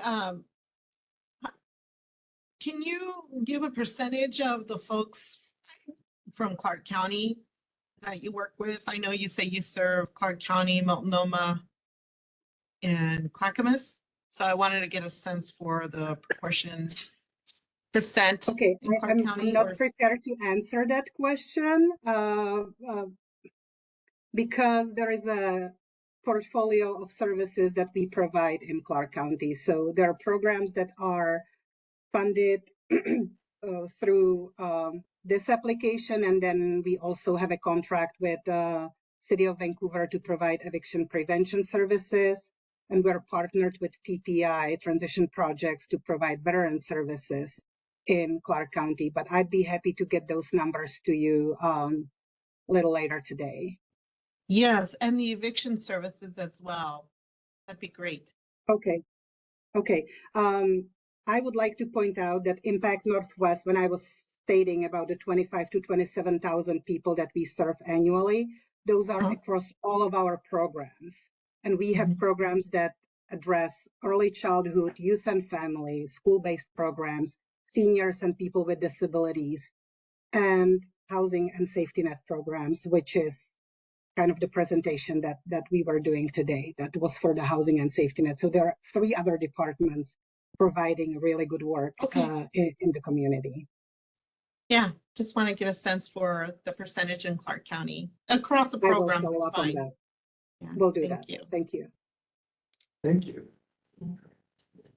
I do also want to just make it very clear that anything solicited under this RFA is for Clark County residents 100%. So yeah, while Impact may have a broader scope, no local or state dollars will go through other states or jurisdictions. Okay, Absolutely. thank you for your presentation. We have Janice Youth Programs next. Yeah, hi everybody. My name's Scott Conger. I use he, him pronouns, and I'm the program director for Genesis Youth's housing programs in Clark County. I'm joined here with Kiva Diester, who will be helping me out with the presentation in a bit here, and maybe Dennis Morrow, who is the executive director. Kiva Diester is the program supervisor. So NEST is Janus's rapid rehousing component.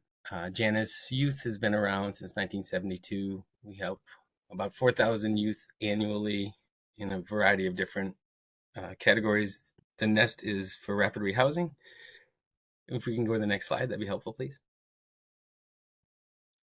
Who we serve youth ages 18 to 24 who are living on the streets or places not meant for habitability. These are individuals that are often with families as well. For this program, over 60% of the youth that we serve are BIPOC community. Can I get the next slide, please? And then for case management, working with youth, a lot of the youth we serve have either been through the foster system or had relationships with adults that maybe haven't been the most favorable, the most healthy. So a lot of the work that we do to start with is to build trust. Janice has an outreach program, Yellow Brick Road, that goes out and meets with youth. We also have a drop-in center, the Perch, that I believe we'll be presenting on later maybe.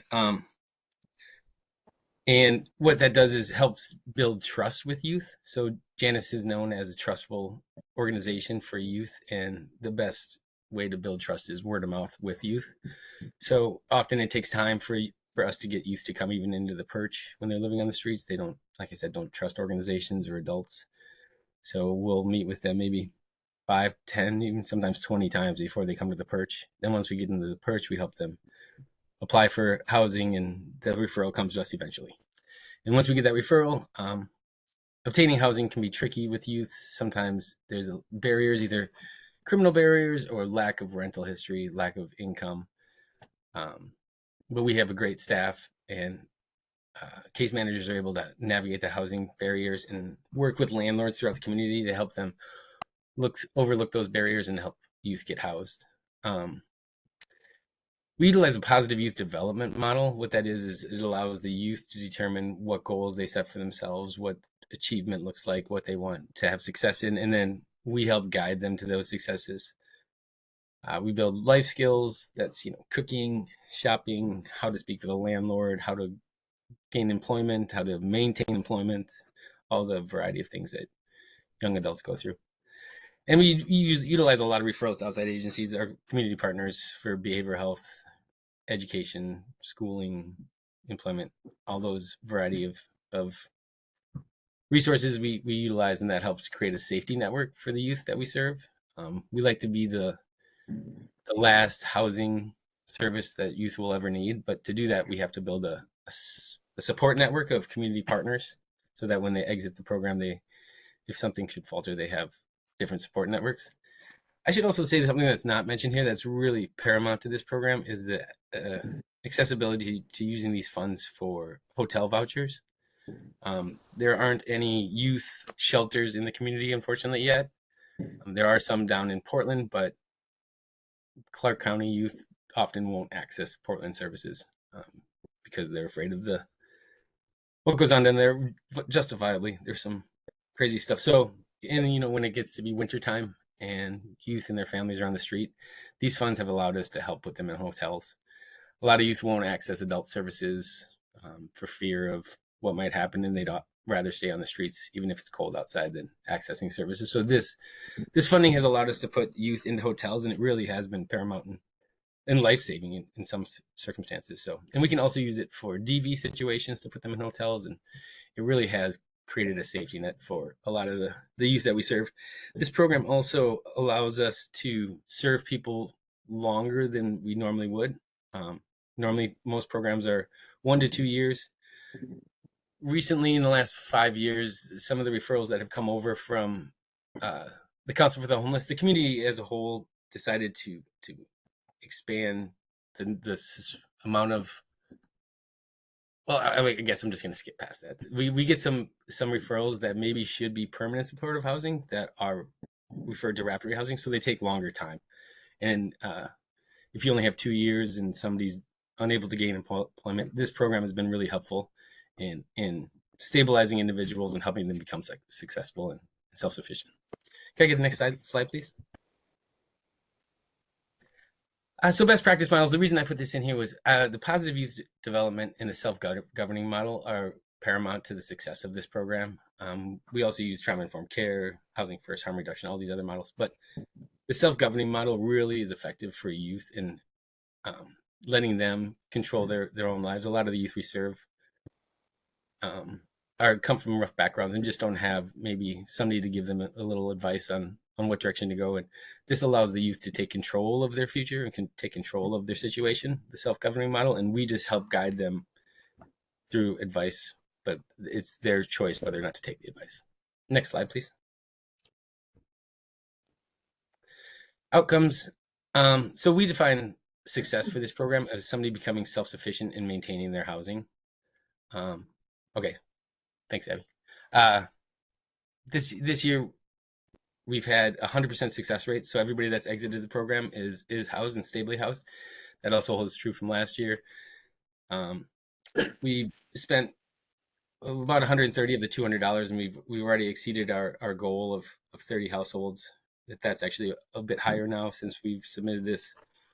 Over the last 15 years of this program, we do have a 91% success rate. So that's not quite as high as 100%, but youth are very resilient, and if you give them the opportunity, a lot of times they succeed. So can I get to the next slide, please?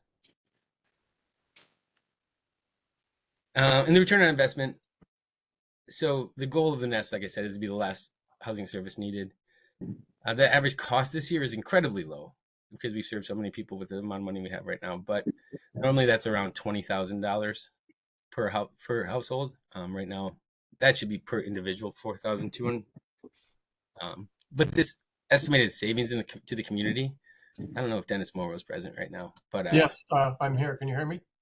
Yeah, sure. Would you mind speaking to that, please, real quick? Thanks. Yeah, it's just that we were asked a few years back to calculate if we got a grant, what would be the return on investment to the community of the effect of that grant.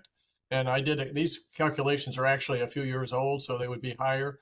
But what I looked at was if you took we call a male aging into adult homelessness at age, they go from 25, they're a youth, but with 26, they become into the homeless system.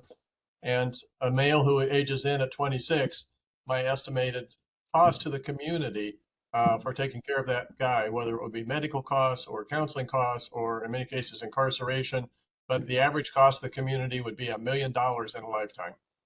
And for females, because most of the girls, a lot of people don't realize, but most of the young women that we work with, also many of them have kids of their own. So they have an additional cost, and the cost to the community there is $2 million. And these are very minimum figures. They've gone up, I know, from there. But it just gives you an idea of we do it fairly cheaply and have a very high success rate. But this is the long-term impact on the community that we really also, besides the impact on the youth, we feel very dedicated to this. We have about 90 seconds left. Okay, can we get the next slide? So I think we'll just skip the success story so that we can go to questions, if that works. Thank you. Are there any questions for Scott or Dennis?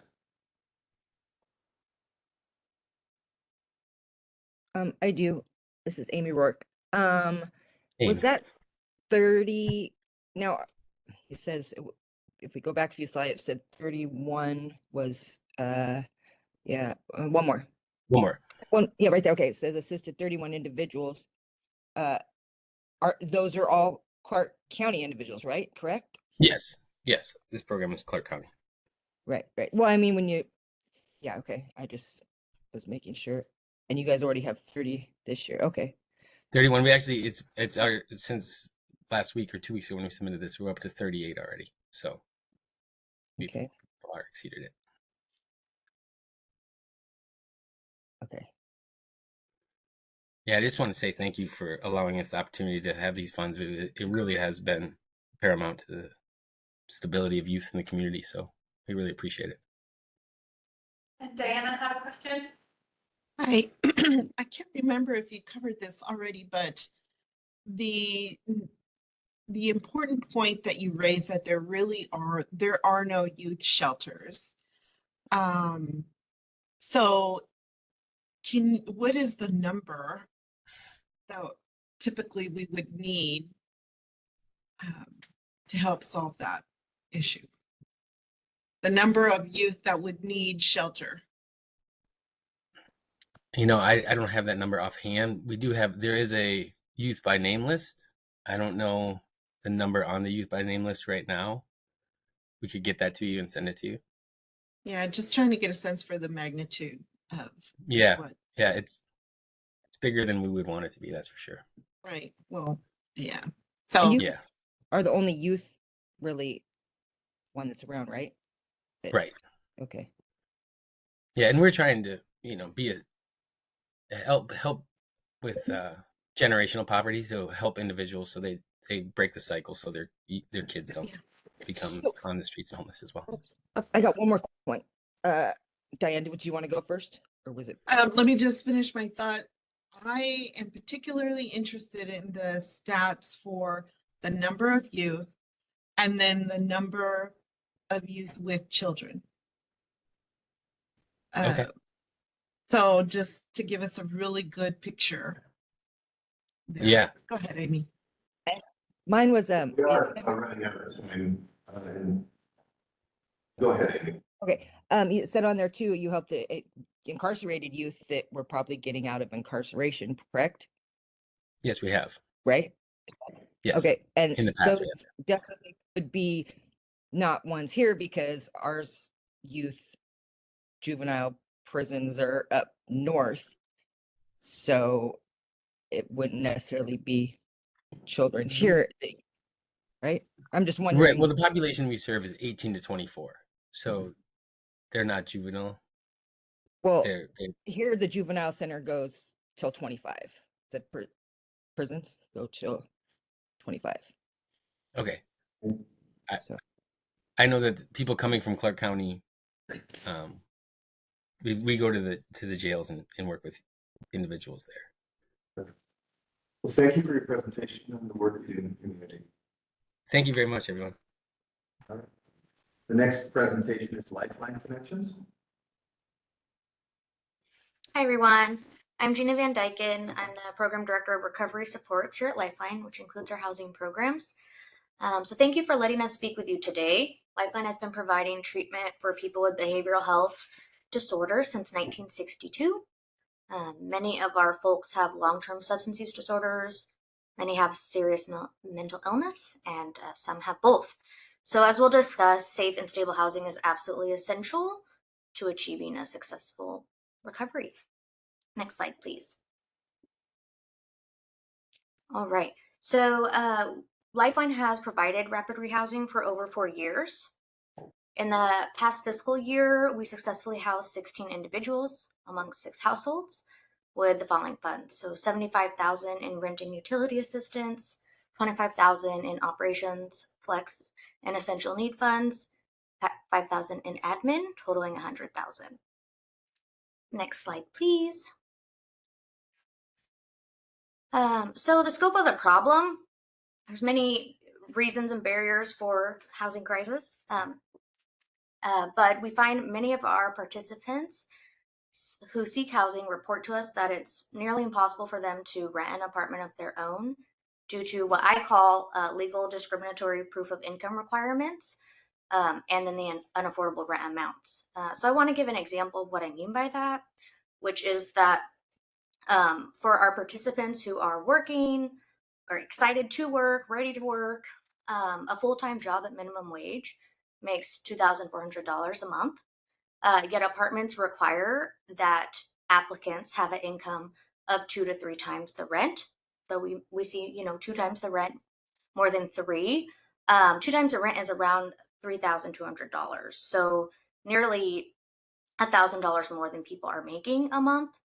And they are automatically disqualified because of that. So this leaves many of our community members ineligible for apartments and leaving them without equal access to housing. So though these income requirements may not seem discriminatory, they are, and they're legal and unfair. So fortunately, a program like Rapid Rehousing helps them overcome these barriers because properties cannot discriminate households who have rental assistance.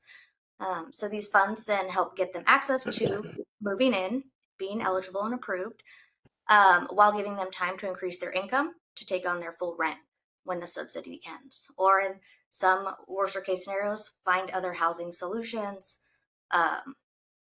moving in with someone else, having someone move in with them so that they can't afford the rent on their own.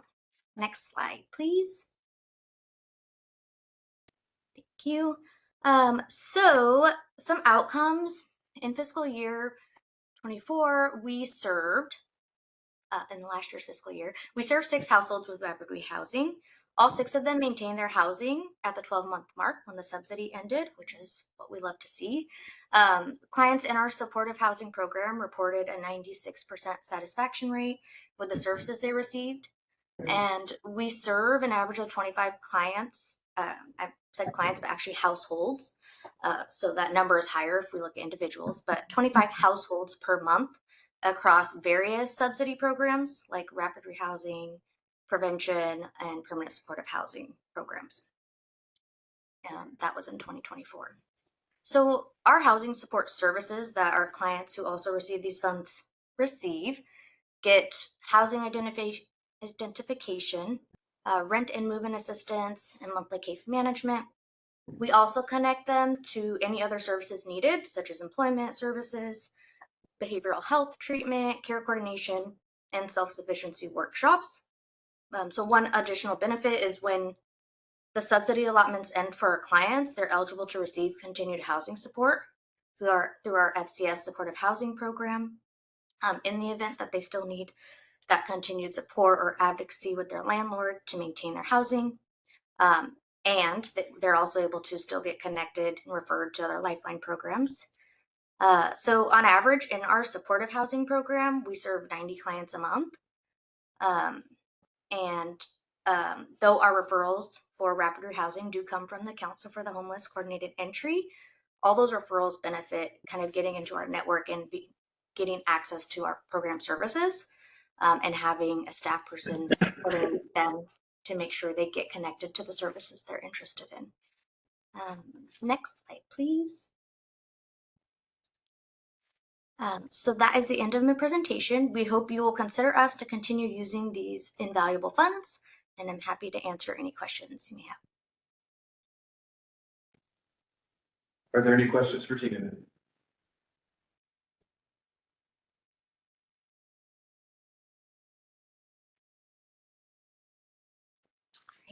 Hearing none. Thank you for your presentation and the work you did. Thank you so much. Have a great day. The next presentation is from Sharon with Rapid Rehousing. Hi, everyone. My name is Talia McDade O'Neill. I am the program director for the Affordable Housing and Stability team, and I oversee this rapid rehousing program. And today I'm going to talk to you about it. So if you move to the next slide, please. All right. So I want to talk about what this specific rapid rehousing program looks like and how it kind of is a little different than some of the other housing programs that we also provide. So we provide rapid housing services for vulnerable individuals and families experiencing homelessness.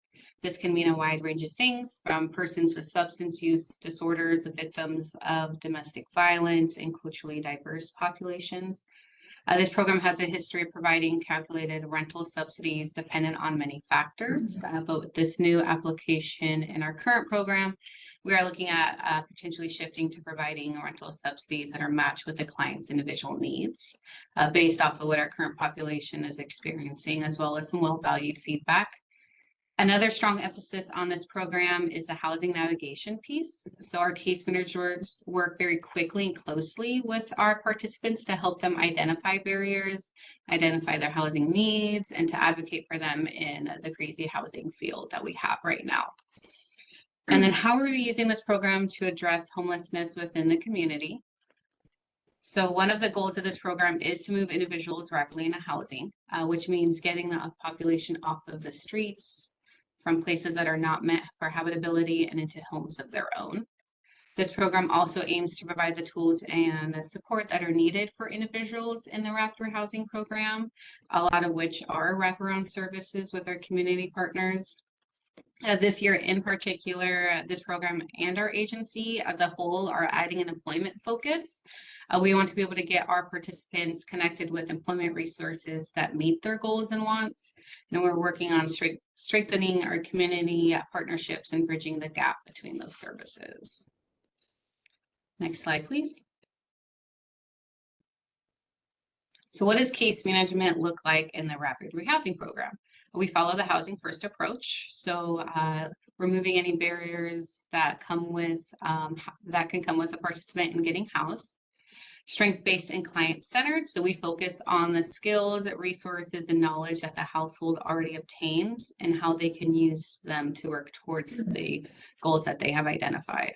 A lot of times our participants aren't able to name their strengths and their skills, but through conversations with their case managers and just that building rapport process, the case managers are able to support the clients in that process. And then we collect all the information and conversations that we have with our participants to help them create a housing stability plan, which consists of short and long-term goals that are identified by the participant. With the emphasis on employment, many of our referrals and resources are to local employment agencies within our community. And then case management also consists of landlord negotiation, conflict resolution, and our case managers help advocate and communicate with our landlords and our participants to help build that positive landlord-tenant relationship. All right, next slide, please. So I have included our previous one-year outcomes for the most recent contract here as well. And I did want to take some time to share about a participant and give some insight to the barriers they were presenting with and what case management looked like for them. So while this participant was in the rapid housing program, they had some moments of reflection where they wanted to share with our team just the program has had on them, where they came from in the future, and just really like kind of use the space as a moment to get some things off of out of their mind and on a paper. So this is just a little snippet from the letter they had sent us. So it says, before I was granted an opportunity to receive this housing program, I was broken. My life was chaos, and honestly, I and my actions were just awful. I know you may not like to read someone talking about themselves in such a way, but it's just the truth. I was about 15 years into heavy drug use, which led me to being unemployable. With no family, no real good friends left, I turned to criminal activity to supply myself with basic necessities, drugs, and every so often, maybe a place to sleep. So this client was very motivated, very dedicated, and resourceful to getting into recovery, to getting back up on their feet. They are in recovery and have been for a little while right now. They're working to kind of make amends with some of the bridges that they have burnt. And they're also in the process of onboarding for their full-time employment. They're very responsive, very open to trying like new things and approaching new community partners and new referrals. which is great. This is just one of the individuals that are coming through our program.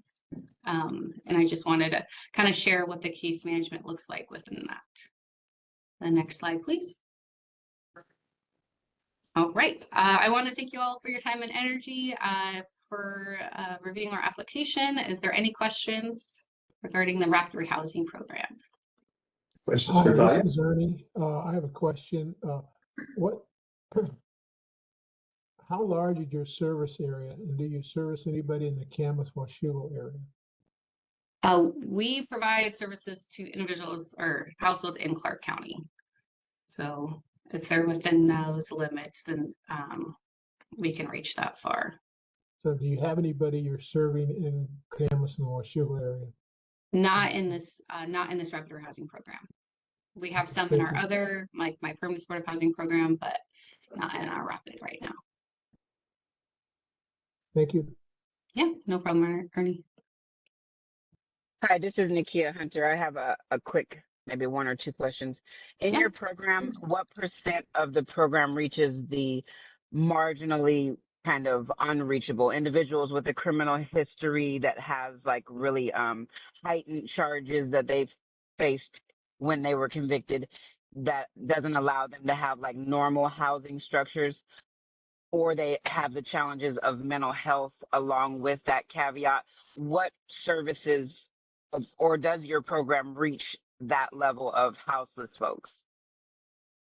We get individuals who have like a wide range of kind of barriers they're coming to us with.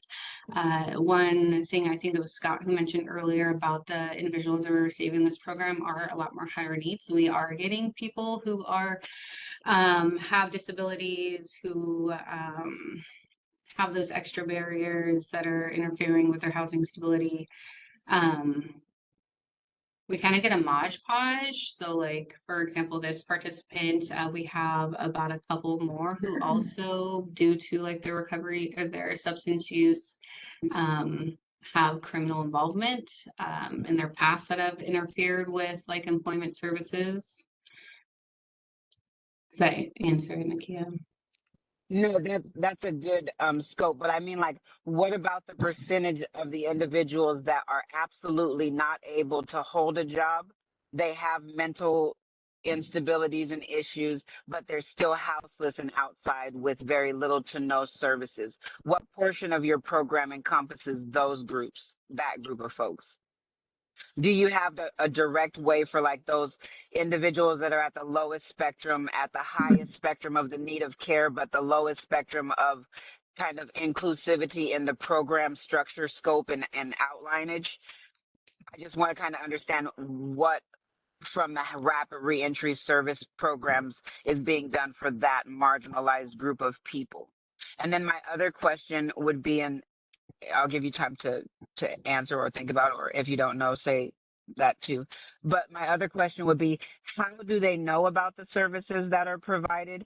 How are they being introduced and made knowledgeable about the process to apply for that? And what do they do to receive a case manager or case manager assistance when they need that kind of level of assistance to apply for things? And those are the 2 questions.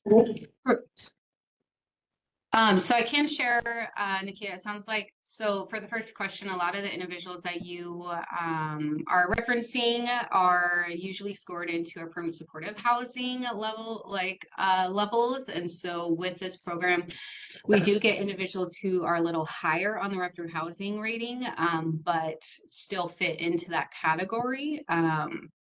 And so like our outreach team has specific locations and areas that they go to throughout the community to help build that connection between individuals that you have mentioned, like being out at their lowest. And we also like take into account, is this person, like, have they identified and does like the Council for the Homeless staff, and do we as well think that they would be able to maintain in a rapid rehousing program? And would we be setting them up for success with that entry? Does that go with the first one? Is that what? Yes, no, definitely covers the scope of understanding. So all of our referrals are coordinated entry for the second question you had.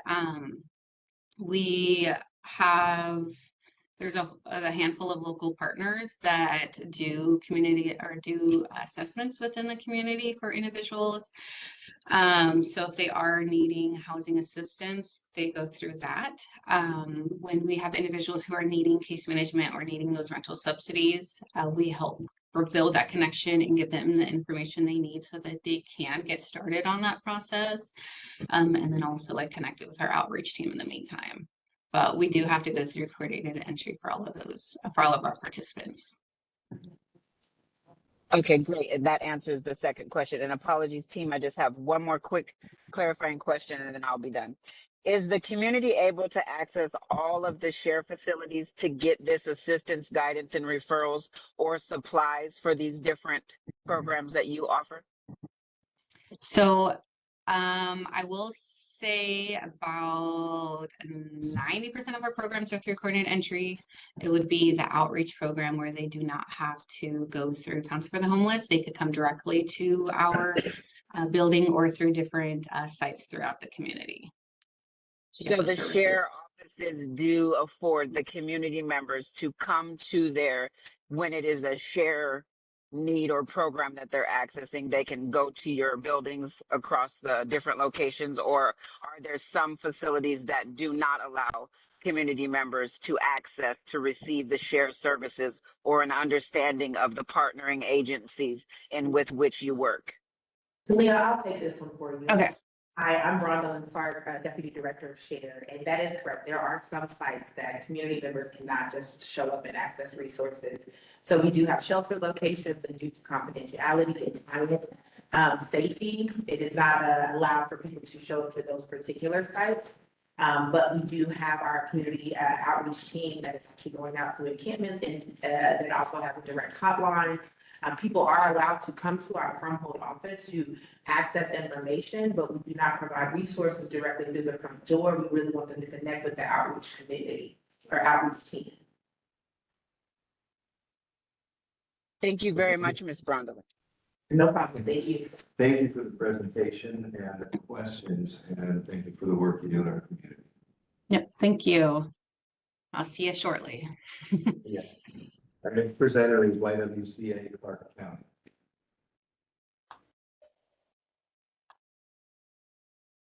Hello, everyone. Thank you for allowing us to present this morning. I'm Emma Freeberg, Director of Contract Compliance. Also on the call are some of my colleagues, actually not Beth Landry, that's not accurate. She is unfortunately out today, but in her place is Vanessa Uri, COO. And then also on the call is Janelle Ham, Director of our Housing Services. Next slide, please. So just to give you an overview of our rapid rehousing program, this program provides rental assistance and supportive services to survivors of domestic violence using a DV housing first model, DV meaning domestic violence.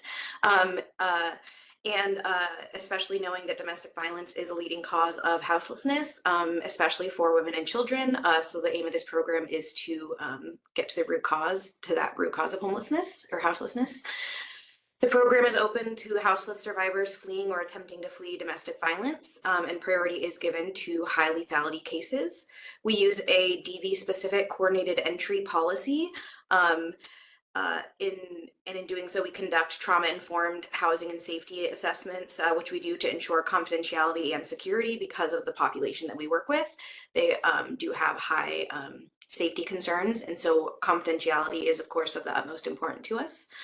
While enrolled in the program, households work with staff to develop safety-focused housing stability plans. Length of participation in the program varies based on an individual household's needs and goals and their specific housing stability plans.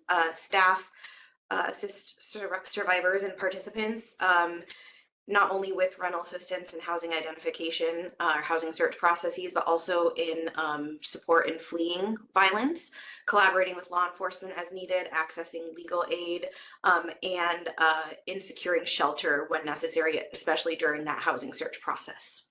So if awarded, these HCRS funds would support a 0.75 FTE case manager who would support survivors in finding housing and then provide ongoing housing stability support once housing is secured.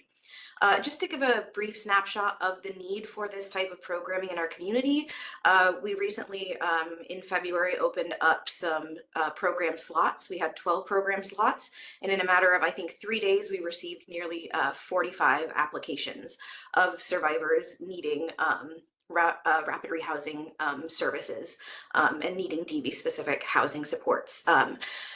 So that being said, receiving this funding would supplement our current programming and allow us to provide rental assistance and safe, stable housing to even more survivors and their children in our community. Next slide. So this slide, it presents our current contract outcomes.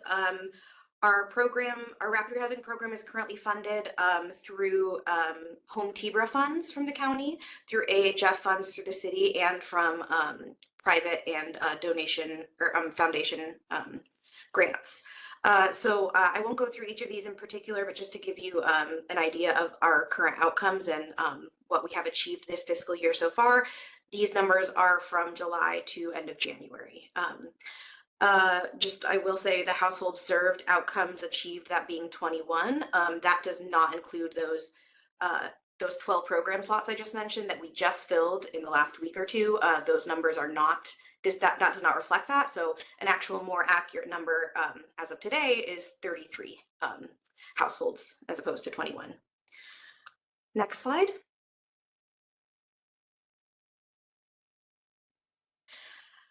So housing stability is absolutely kind of at the core of our programming. Our program's goal is to address houselessness, specifically houselessness caused by domestic violence.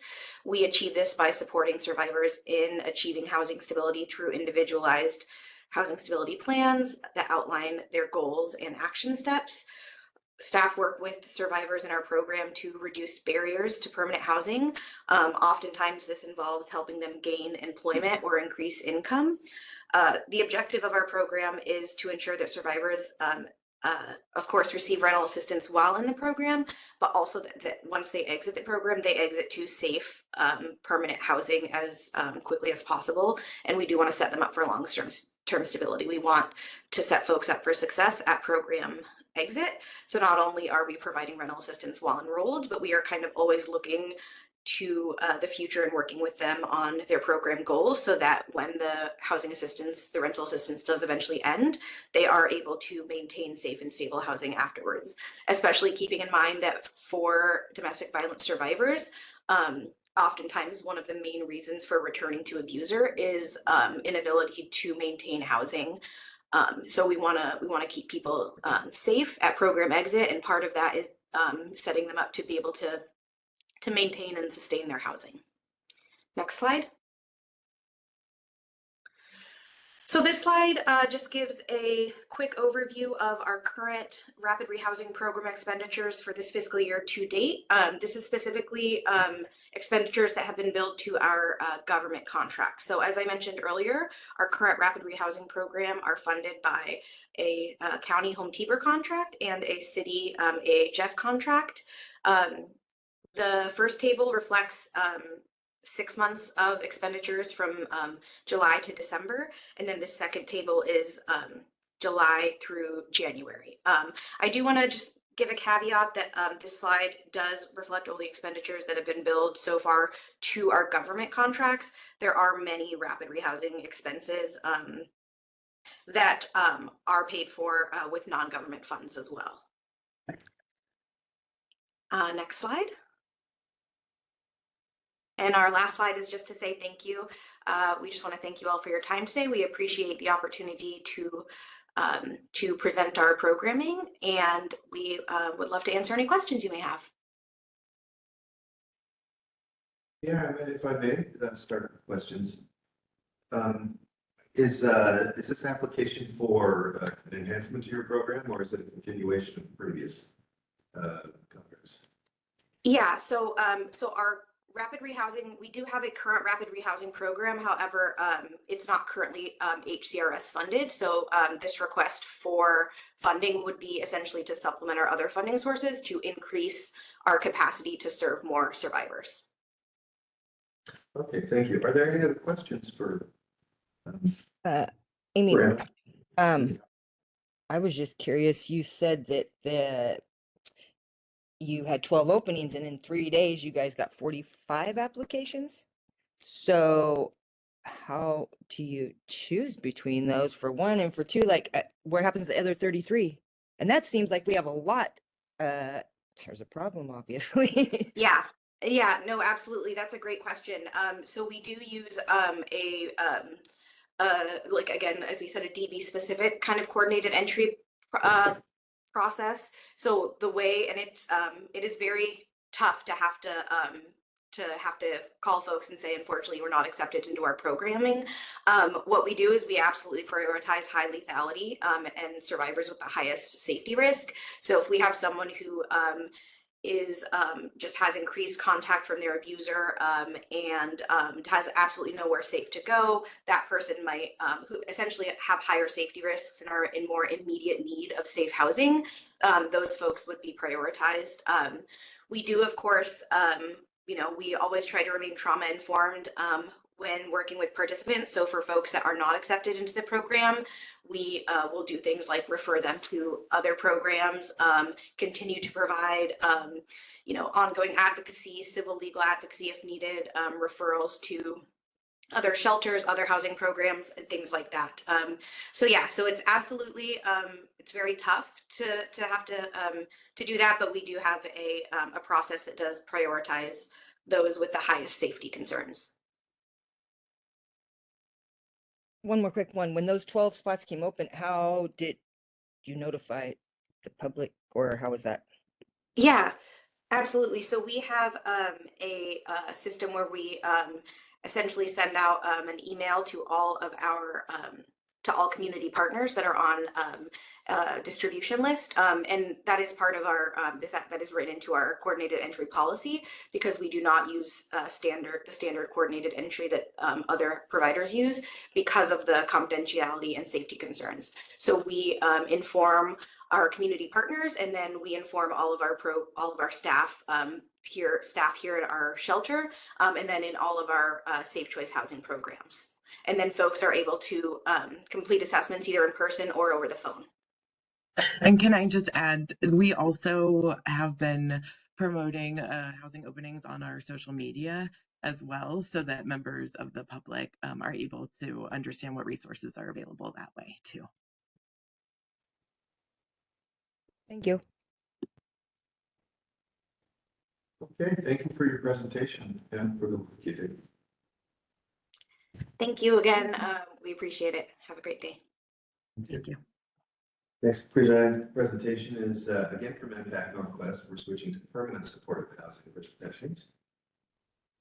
Please go ahead. Hi, I'm Al Holschbach. My pronouns are they, them, and I am the Clark County Housing Program Supervisor at Impact Northwest. Our program, you can go to the next slide. Our program fundamentals and intervention service model and partnerships were already covered in Yana's presentation for rapid rehousing, so those will be omitted from our next permanent supportive housing presentations. But as far as PSH Local is what we call our consolidated homeless grant funded permanent supportive housing program. We've provided permanent supportive housing services in Clark County for about 10 years now. Our program prioritizes families, veterans, disproportionately impacted households, those experiencing unsheltered homelessness, and those who have experienced chronic homelessness, as well as domestic violence survivors. In fiscal year 2024, we served 3 households composed of 9 individuals. And in the current fiscal year, we are serving 4 households composed of 12 individuals total. All of the households we are serving currently have maintained their housing for at least 1 year, with the majority maintaining their housing for 4+ years. Next slide, please. We've had consistent success in meeting program goals. In our PSH local program, all of our households have maintained or increased their income so far this year, and all are engaged with health or wellness services.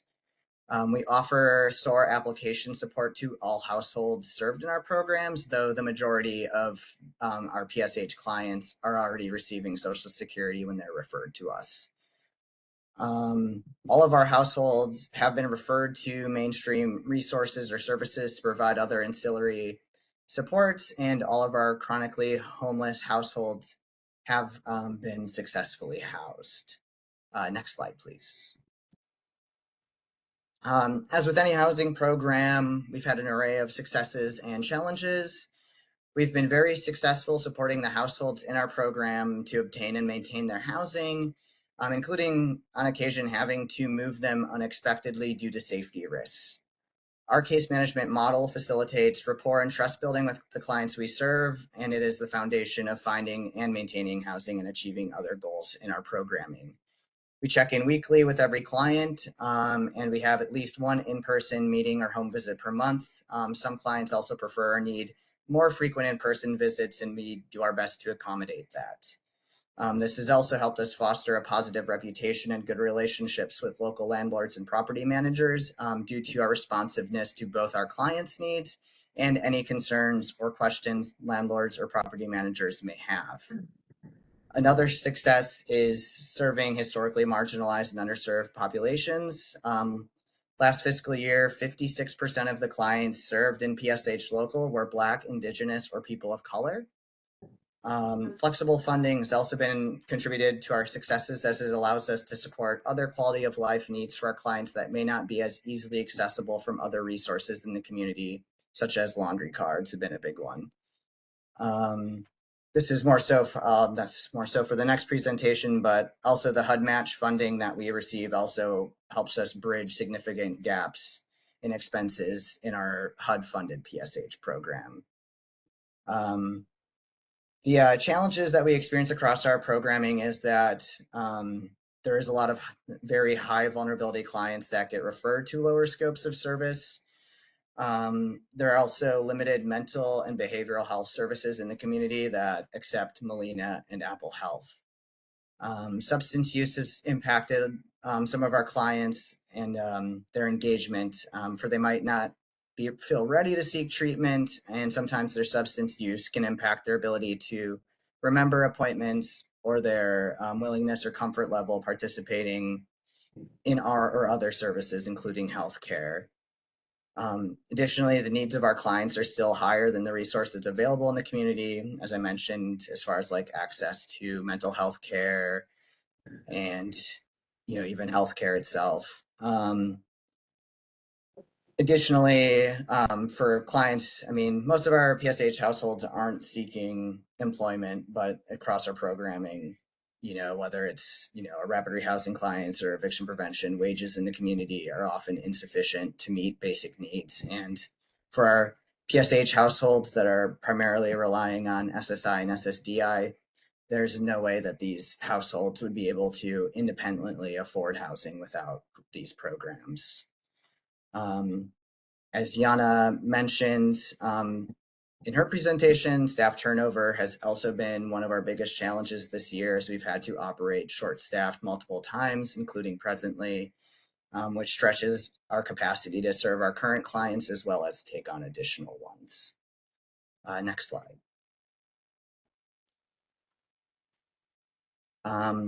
We have a success story for our PSH local program. Courtney is a single white female in her 50s who has been a successful participant in Impact Northwest PSH local program since 2016. She experiences disabling depression. In the last year, she developed cardiac symptoms that required multiple medical visits, including surgical intervention. Courtney's Impact Northwest supportive housing specialist helped her navigate DSHS for additional supportive services. They also assisted Courtney in scheduling medical transportation to ensure Courtney could attend these critical medical appointments. Her Impact Northwest supportive housing specialist also assisted her in obtaining utility assistance via LIHEAP through Clark Public Utilities. Secondarily to the support her case manager provided during her medical crisis, Courtney experienced some improvements in her depressive symptoms, which enabled her to reconnect with family members and strengthen her social support network. Next slide. Thank you so much for your time, and I welcome any questions anyone may have about this program. We have 3 or 4 minutes for questions. Are there any for Rob?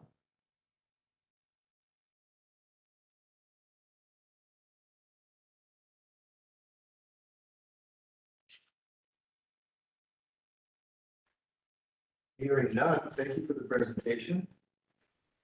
The next presentation is Impact Northwest.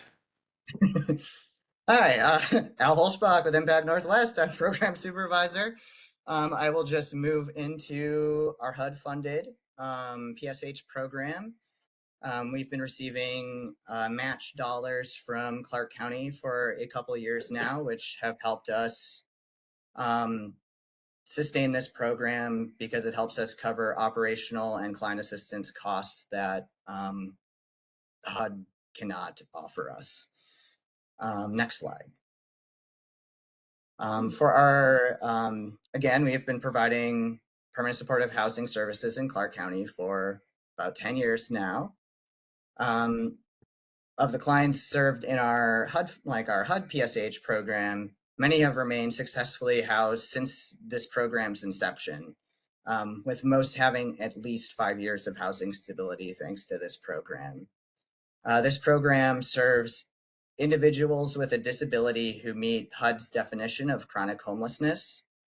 In last fiscal year, we served 8 households / individuals. One of these individuals died of natural causes during that fiscal year, so we are currently serving 7 households, 7 individuals. Next slide, please.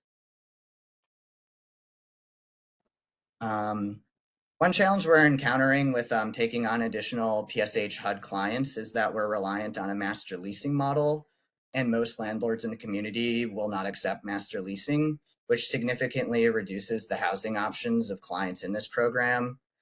We're dependent on long-term relationships with specific apartment complexes, which generally limits our clients' ability to exercise choice in where they live. And additionally, an apartment complex, we've had a long-term relationship is undergoing renovations that were subsidized with federal funds, which means our clients who live there cannot return to that apartment complex after the renovations are completed. However, for the clients we're serving, they've been exceptionally successful at maintaining their housing. 100% have maintained or increased their income and engaged with health or wellness services, and of course, received referrals to any other services that could support them. 100% of our chronically homeless households were successfully housed, with most being successfully housed for several years now. We offer all of our clients SOAR application services, but again, the vast majority already have Social Security benefits upon referral to us. Next slide. And then our success story for our HUD program. George is a single white male in his late 70s who enrolled in Impact Northwest PSH HUD program in September 2021. Due to his age, he was experiencing onset dementia symptoms along with other chronic medical conditions. His memory and cognitive impairment made it challenging for him to manage many instrumental activities of daily living, as well as leaving him vulnerable to predatory individuals seeking to exploit him. Unfortunately, George was victimized financially by a neighbor. This incident was reported to Adult Protective Services and an investigation was opened. George's Impact Northwest Supportive Housing Specialist coordinated services with many agencies supporting him, including his home health aide, his nurse care manager at Peace Health, his medical insurance, his area agency on aging and disabilities caseworker, along with Adult Protective Services. His Impact Northwest Supportive Housing Specialist also assisted him with scheduling medical appointments, arranging transportation to those appointments, and obtaining a medical alert system through his insurance provider. The collaboration across these parties allowed George to sustain some degree of stability in his housing, health, and finances. It also eased George's transition into an adult family home after he was hospitalized due to a fall in his apartment. Without the support provided in tandem with these partners, it is highly likely that George would have continued to face ongoing victimization as well as further deterioration in his health or even death. Next slide, please. Thank you again. And if anyone has any questions about this program, I'd be happy to answer those as well. Any questions now, Rob?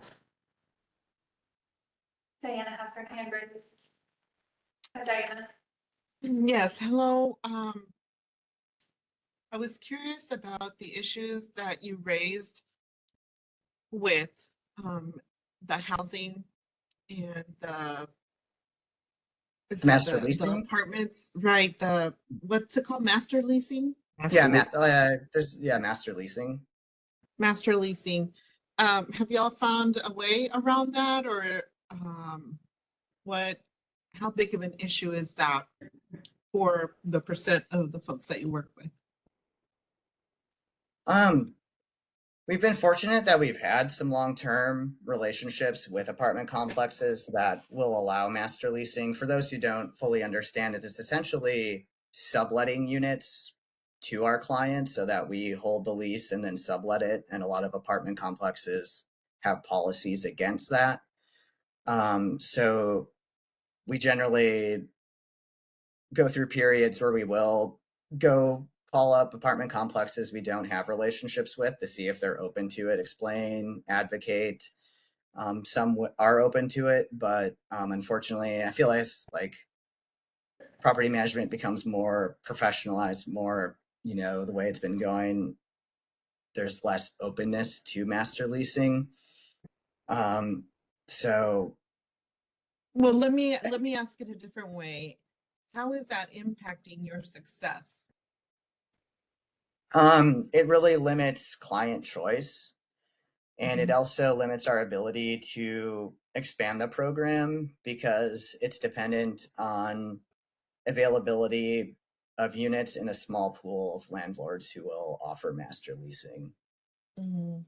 So I'm trying to get a good idea what that small pool is and what small is.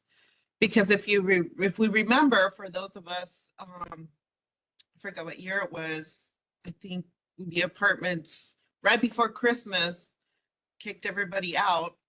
And there was some, I thought, master leasing going on there with some folks, but I want to loop back around to today and to see how Impact Northwest, especially with permanent supportive housing, the funding that you're requesting, how much of a barrier is that going to be for your success?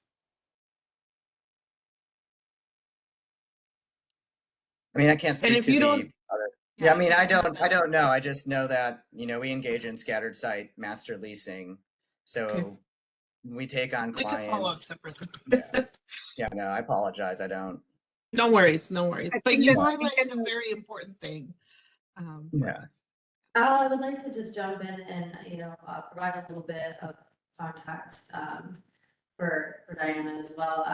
For permanent supportive housing, there are two ways you can do that. Either you own a building similar to that, like a shelter building, and an organization may have like a PSH building, which VHA here has the majority of PSH buildings. I believe Share has one as well. Lincoln PHA still has it. You guys credit services. Okay, yes. So if it's not that, then we have these master lease options where we're going to actual apartment complexes, and then the agencies are trying to lease out those so they can continuously utilize that unit no matter what participant comes in. With PSH specifically as well, these are our individuals that are going to need a long-term permanent program. And we need more PSH here in general. We do not have the number of beds that we need to be able to get some of these people out of like a rapid rehousing program that maybe are not super appropriate for rapid rehousing because of the lack of PSH available in the system. So that's something we are continuing to advocate for system-wide. Thank you.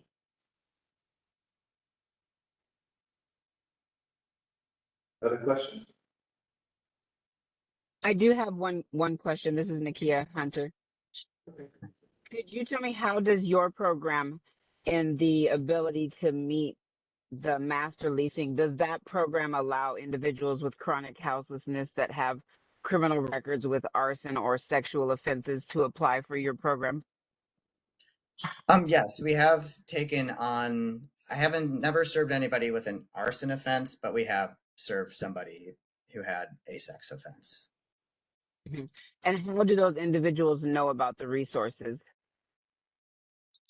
Are they made more than internet available, or just a resource manager or assistant to the program driving around to locations? Are there like flyers or pamphlets that kind of educate people on how to help those smaller groups of folks?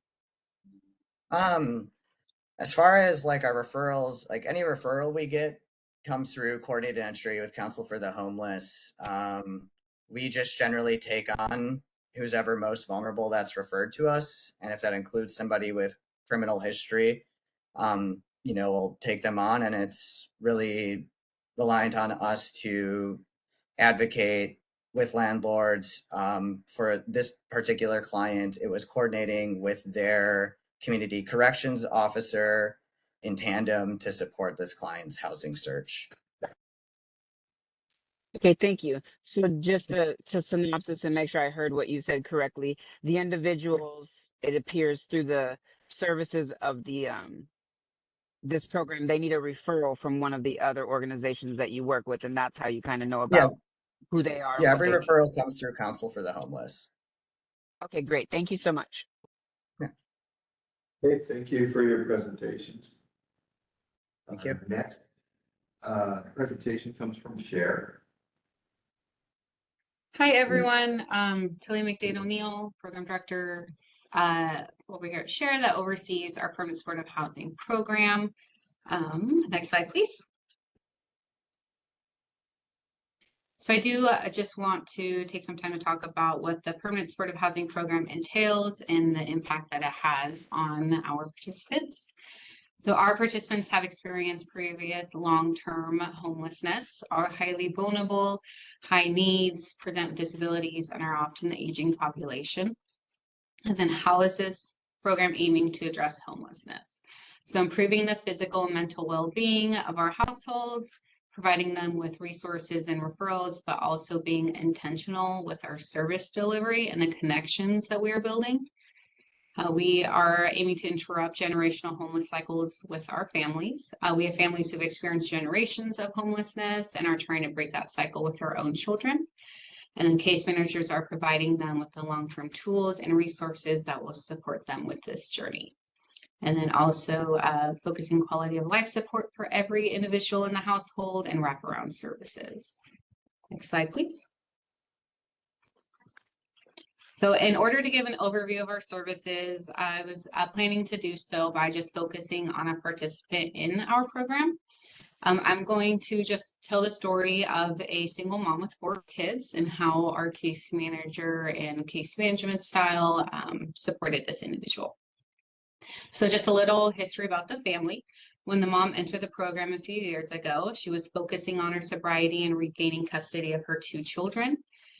We use the housing first approach, so not requiring her to be sober to access services, meeting her where she is at. She had a history of substance use and falling back into addiction. She went through a period where she had relapsed, fell into domestic violence cycles, and was involved with criminal activity. So during case management, we focused on the strengths she was presenting with and had identified. She was determined, resourceful, motivated by her children, and was able to get to the point where she could kind of walk through the decisions that she was making and why she made certain decisions. So we grasped onto those strengths of hers and began to identify resources and connections that could support her with regaining stability. Because of the domestic violence she had experienced, we had connected her with the YWCA. Through this, she was able to identify the harm that she had been caused and the impact that it had on her, which is really key to helping her move forward. And then we also worked on creating a safety plan for her so that she could feel safe in her home. The mom had identified that she was not wanting to use drugs anymore and recognized the impact that it had on her ability to care for her children. So she had connected with Lifeline's Pregnant and Parenting Women program to help support her and her children. She's now in recovery, enrolled in mental health services, and connecting to resources that are supporting her with caring for her family. Case managers also had a focus on keeping a positive relationship with the landlord and building the connection with them, helping support with maintenance requests due to the domestic violence situations in the unit, and also coordinating with the landlord during their property management takeover or turnover to make sure that they didn't get left behind or unnoticed. And this household has come a long way, and the case management they have received has really been tailored to fit their needs and their goals, and really just taking the client as they're presenting and allowing them to kind of lead the journey. All right, next slide, please. So I have also included our previous one-year outcomes. And then we do client satisfaction surveys across our whole agency. And so I was able to pull some just responses that we received from some of our clients in this program last year. And one of them had said, Share staff is always extremely caring and sensitive to our special needs. I'm grateful and appreciative, and I feel seen and heard with Share. A lot of the participants on this program have been on for a very long period of time.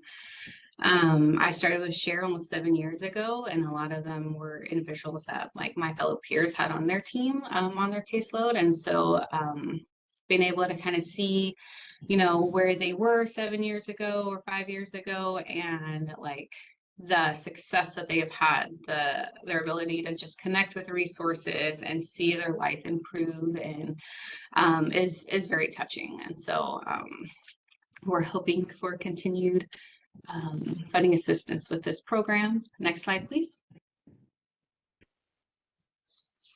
All right, any questions for me on our county PSH? Any questions for Talia? Is Talia. Talia, thank you for the Oh yeah, correction. yes, thank you. Any questions for Talia?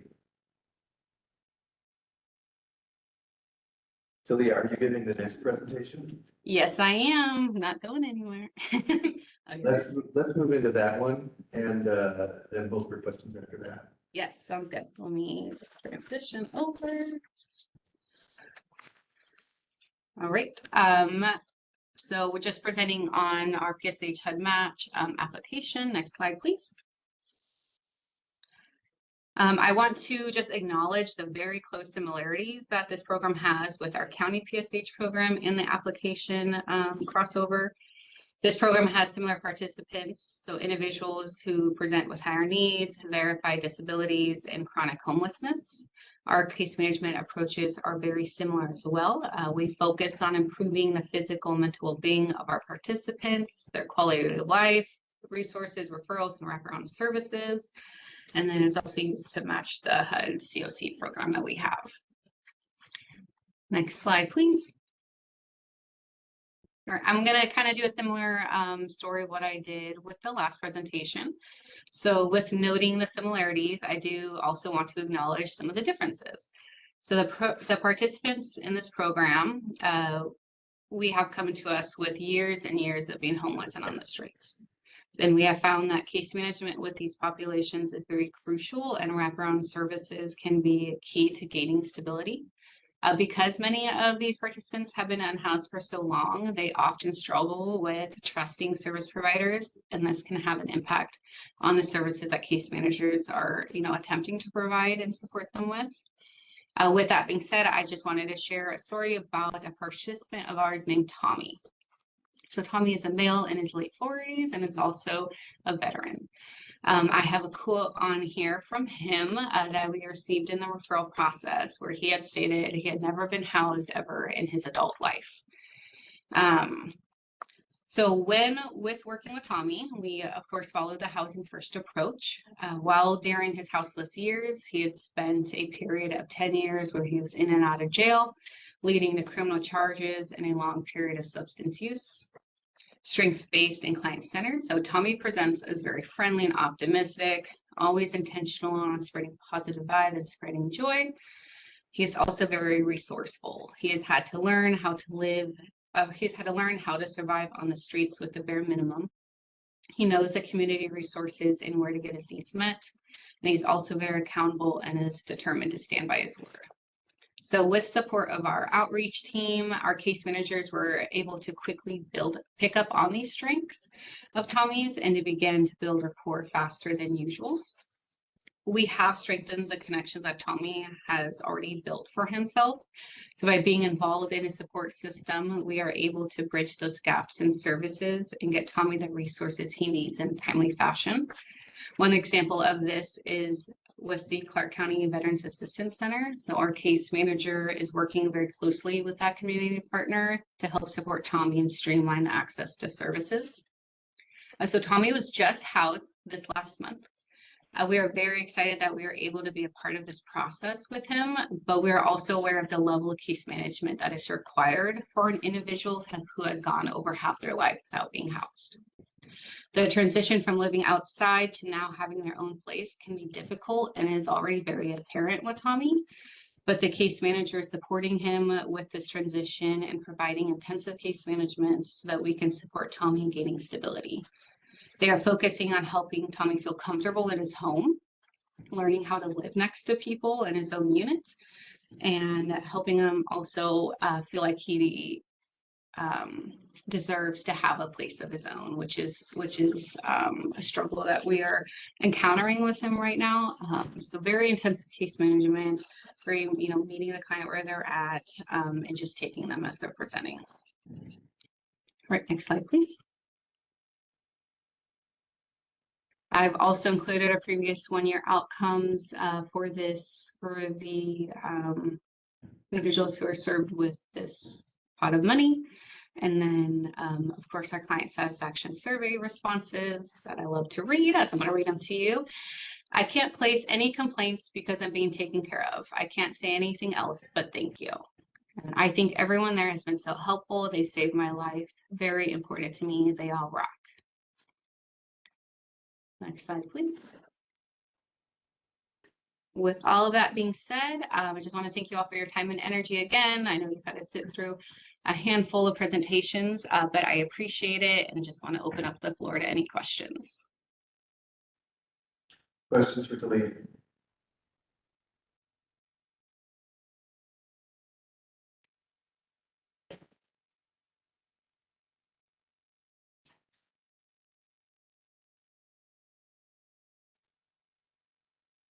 Hearing none.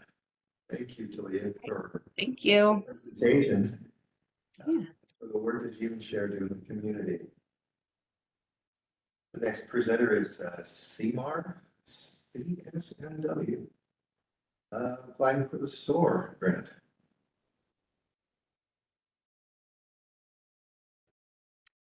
Hello, my name is Tiffany Hayes. I'm with CMAR CSNW, and I am doing this on behalf of Sarah Gongor Garcia, our behavioral health program manager. She is in a family emergency, and so I said I would do this. Next slide. So what is SOAR? SOAR is a model. A lot of people think that it is a program, but really it's just a model that has key components. It assists people that are homeless or at risk of homelessness, with individuals with serious mental illness or co-occurring substance use disorder or other physical disabilities. It is sponsored by SAMHSA, and it's in collaboration with the Social Security Administration, and that has been since 2005. All 50 states and Washington, D.C. currently participate in the SOAR model program. Next slide. So a little bit more about those critical components that I was talking about, which creates that SOAR model. We are able to become that claimant's appointed representative. We are not legal representation. We do not get paid for that, but we are able to receive correspondences from Social Security so that our claimants don't miss important dates. And we are able to talk with Social Security and advocate and find out what's going on with claims. We also collect and submit medical records on behalf of our claimants. We also will create a medical summary report. We hope that we can get a co-signature by an acceptable medical source, but sometimes that's not able to be done. But we do submit those so that it gives the opportunity for Social Security, especially DDS, those that are kind of looking over the case, we're able to kind of introduce our claimants, because a lot of times those people do not meet our clients or get to know that person. So the MSR is able to introduce them as a human being, not just a number. And we also make sure that our claims are complete and suffice. And so we go over and we do a quality review of all of our materials before they are sent to Social Security. Next slide. So the idea of SOAR and what kind of the foundations of SOAR was, how can we help those that are homeless or at risk of homelessness? How can we improve their quality of life? How can we expedite the claim process so that these folks can get the needed necessary things so that they can at least just meet needs? So we build off of this foundation where if they're getting a benefit, Social Security benefit, and they're getting Medicaid, they're getting the health care that they need, that improves their ability for housing. It helps improve their connection in community. And so, and it decreases incarcerations and hospitalizations, because now they have an income and they have access to healthcare. Next slide, please. How do states and communities benefit? Well, SSI and Medicaid bring federal dollars into states, localities, and community programs. Health providers can recoup costs of uncompensated care. States and localities can recoup the cost of public assistance, like as in ABD funding, ABD payments, and cash benefits and back payments received by individuals is spent in the local community. As of 2024, $774 million were put back into local communities. Next slide, please. So what we do here at CMAR CSNW, our SOAR program, we obviously submit claims. The last 22 months, 57 apps were completed and 56% of approvals. And I kind of want to talk on that. During the COVID situation, we were noticing the trend was that claims were taking a lot longer than they should have been. But we've seen an uptick in the last 2 quarters. And so we're getting a lot more approvals, which we're very happy about. We also provide to local community partners and providers in-person cohort trainings. We also provide, after that cohort training, if there's still, if a provider is still having questions and kind of not understanding the whole scope of how to complete these claims, we provide assistance to them. We provide local SOAR collaboration meetings and support and technical assistance.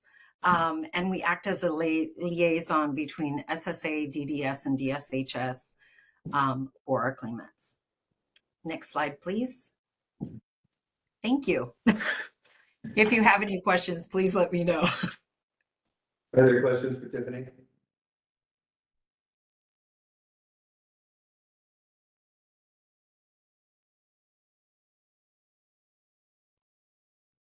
Tiffany, thank you for your presentation.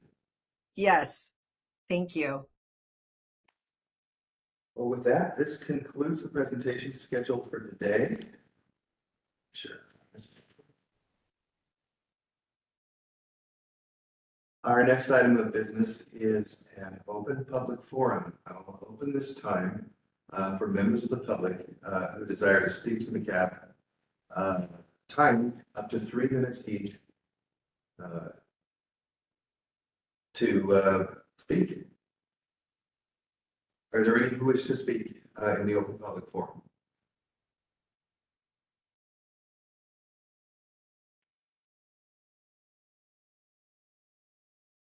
Are there any who wish to speak in the open public forum?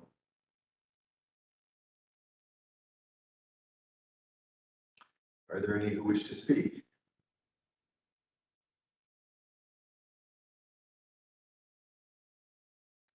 Hearing none, we'll close this, the open public forum portion of our meeting. The next item of business is other business. Legislative advocacy updates. Amy, do you have anything for us today? It will actually be Brittany today. Brittany? Okay, Brittany, do you have anything? Hi, yeah, so we wanted to give an update on the legislative advocacy and where we are currently at as a committee and what we're supporting as a larger CAAB.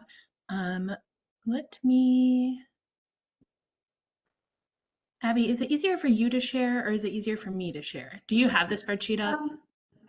I don't have it up. If you do, you can go ahead and share if you have sharing ability. Awesome. I will go ahead and do that.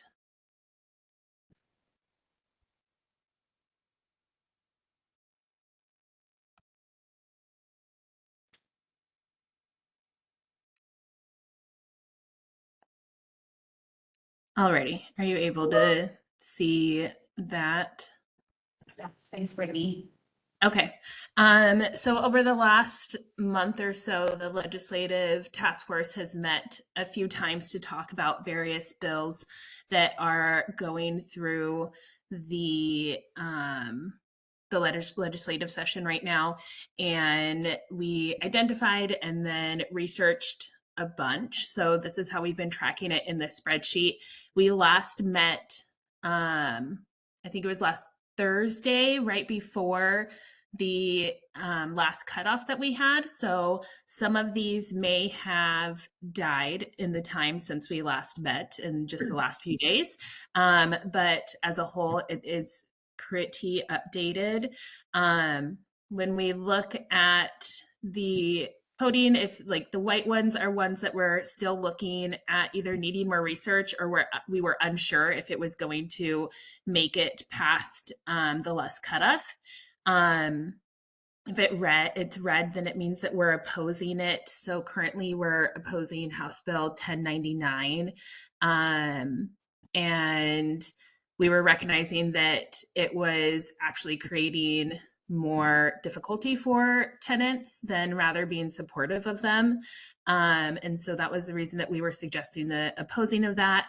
The bills that we are looking at supporting, we have House Bill 1195 that is looking at housing and shelters, House Bill 1204 that is seniors in manufactured homes, House Bill 1217 and Senate Bill 5222, which is the rent stabilization bill, House Bill 1303 around environmental justice. And we did have a note around, while we're in support of this, that we would have additional comment around it, and recognizing the impact that it intended to have isn't quite being reached.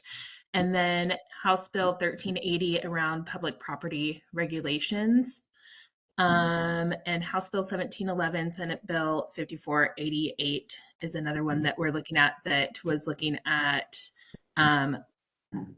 financial stability of foster youth, and is a new one that Amy brought to us last week. The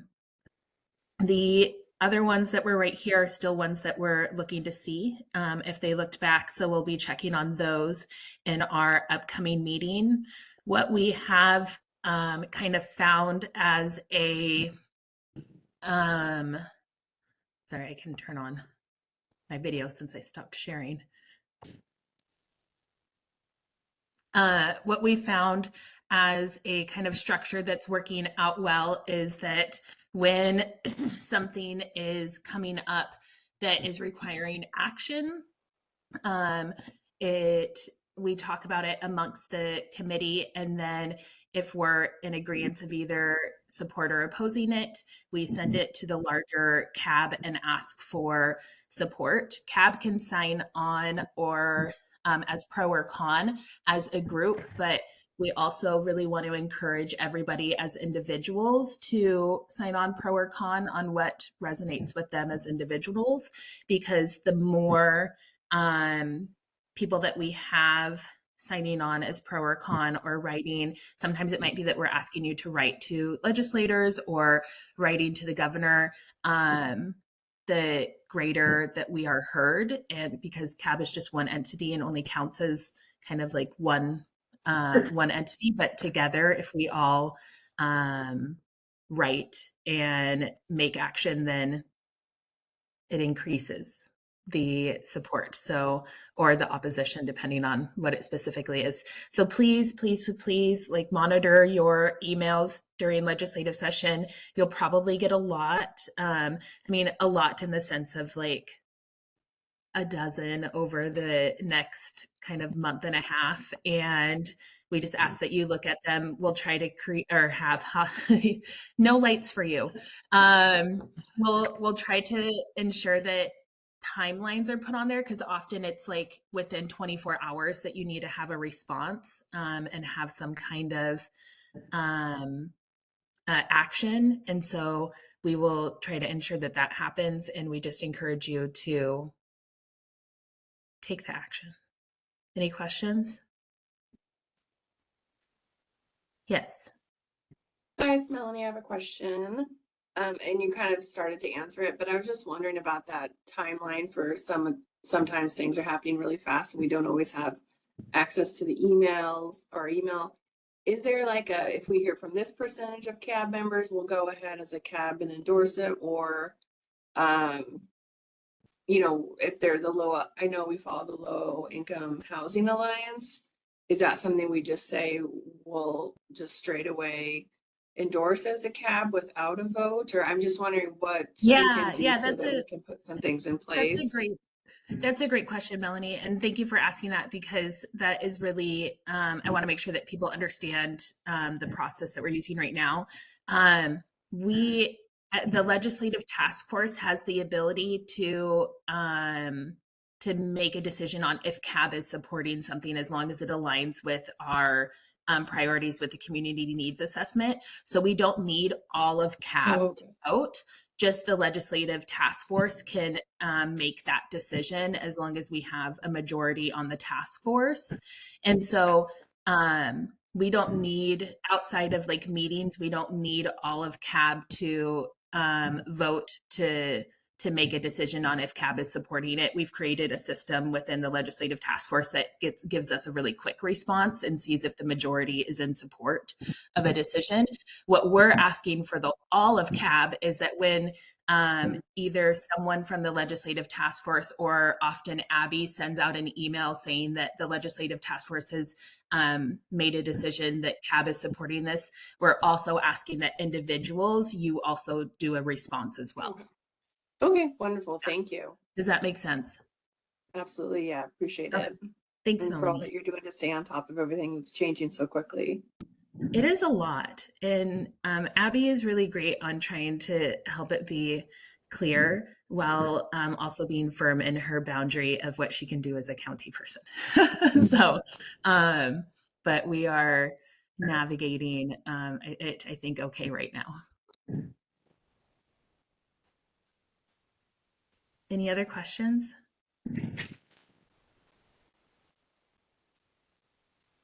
Awesome. And then I wasn't sure, Ernie, I know that you went up to Olympia. I don't know if you have any kind of update that you want to give. Well, you know, we visited a great number of legislators and it indicated to them that we are supportive of anything to do with housing, especially with the youth families. I got a lot of nice smiles and handshakes at the same time saying, you know, money's tight.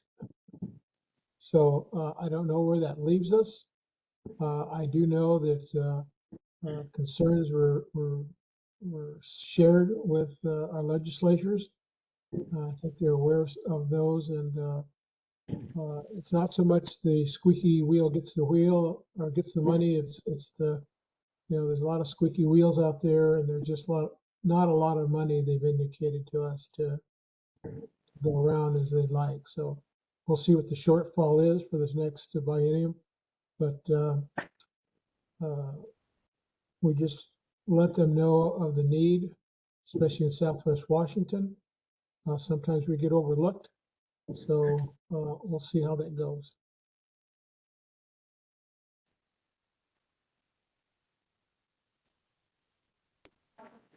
Thank Did you, that go Ernie. through? Yes, go yes, through? we got it. Thank you. Thank you for your update. Yeah, I know it's a tough year with the budget for sure. All the more reason for everyone to make their voice heard. Yes. Thank you for the presentation. And be sure to watch the emails. The next, we'll move on to the other item of business here. The next meeting is scheduled for Wednesday, April 2nd, between 9 a.m. and 12:30 p.m., which will be held in hybrid form here at Clark County. What is this building called? Center for Community The Health. Center for Community Health. Fourth Plainer at Clark College, or online through WebEx. Look forward to seeing you all next time. Are there any items for the good of the order? Hearing none. We're getting out 10 minutes early, and I'll declare the meeting adjourned. Thank you for coming. Thank you, everyone. Yeah, great meeting, great meeting.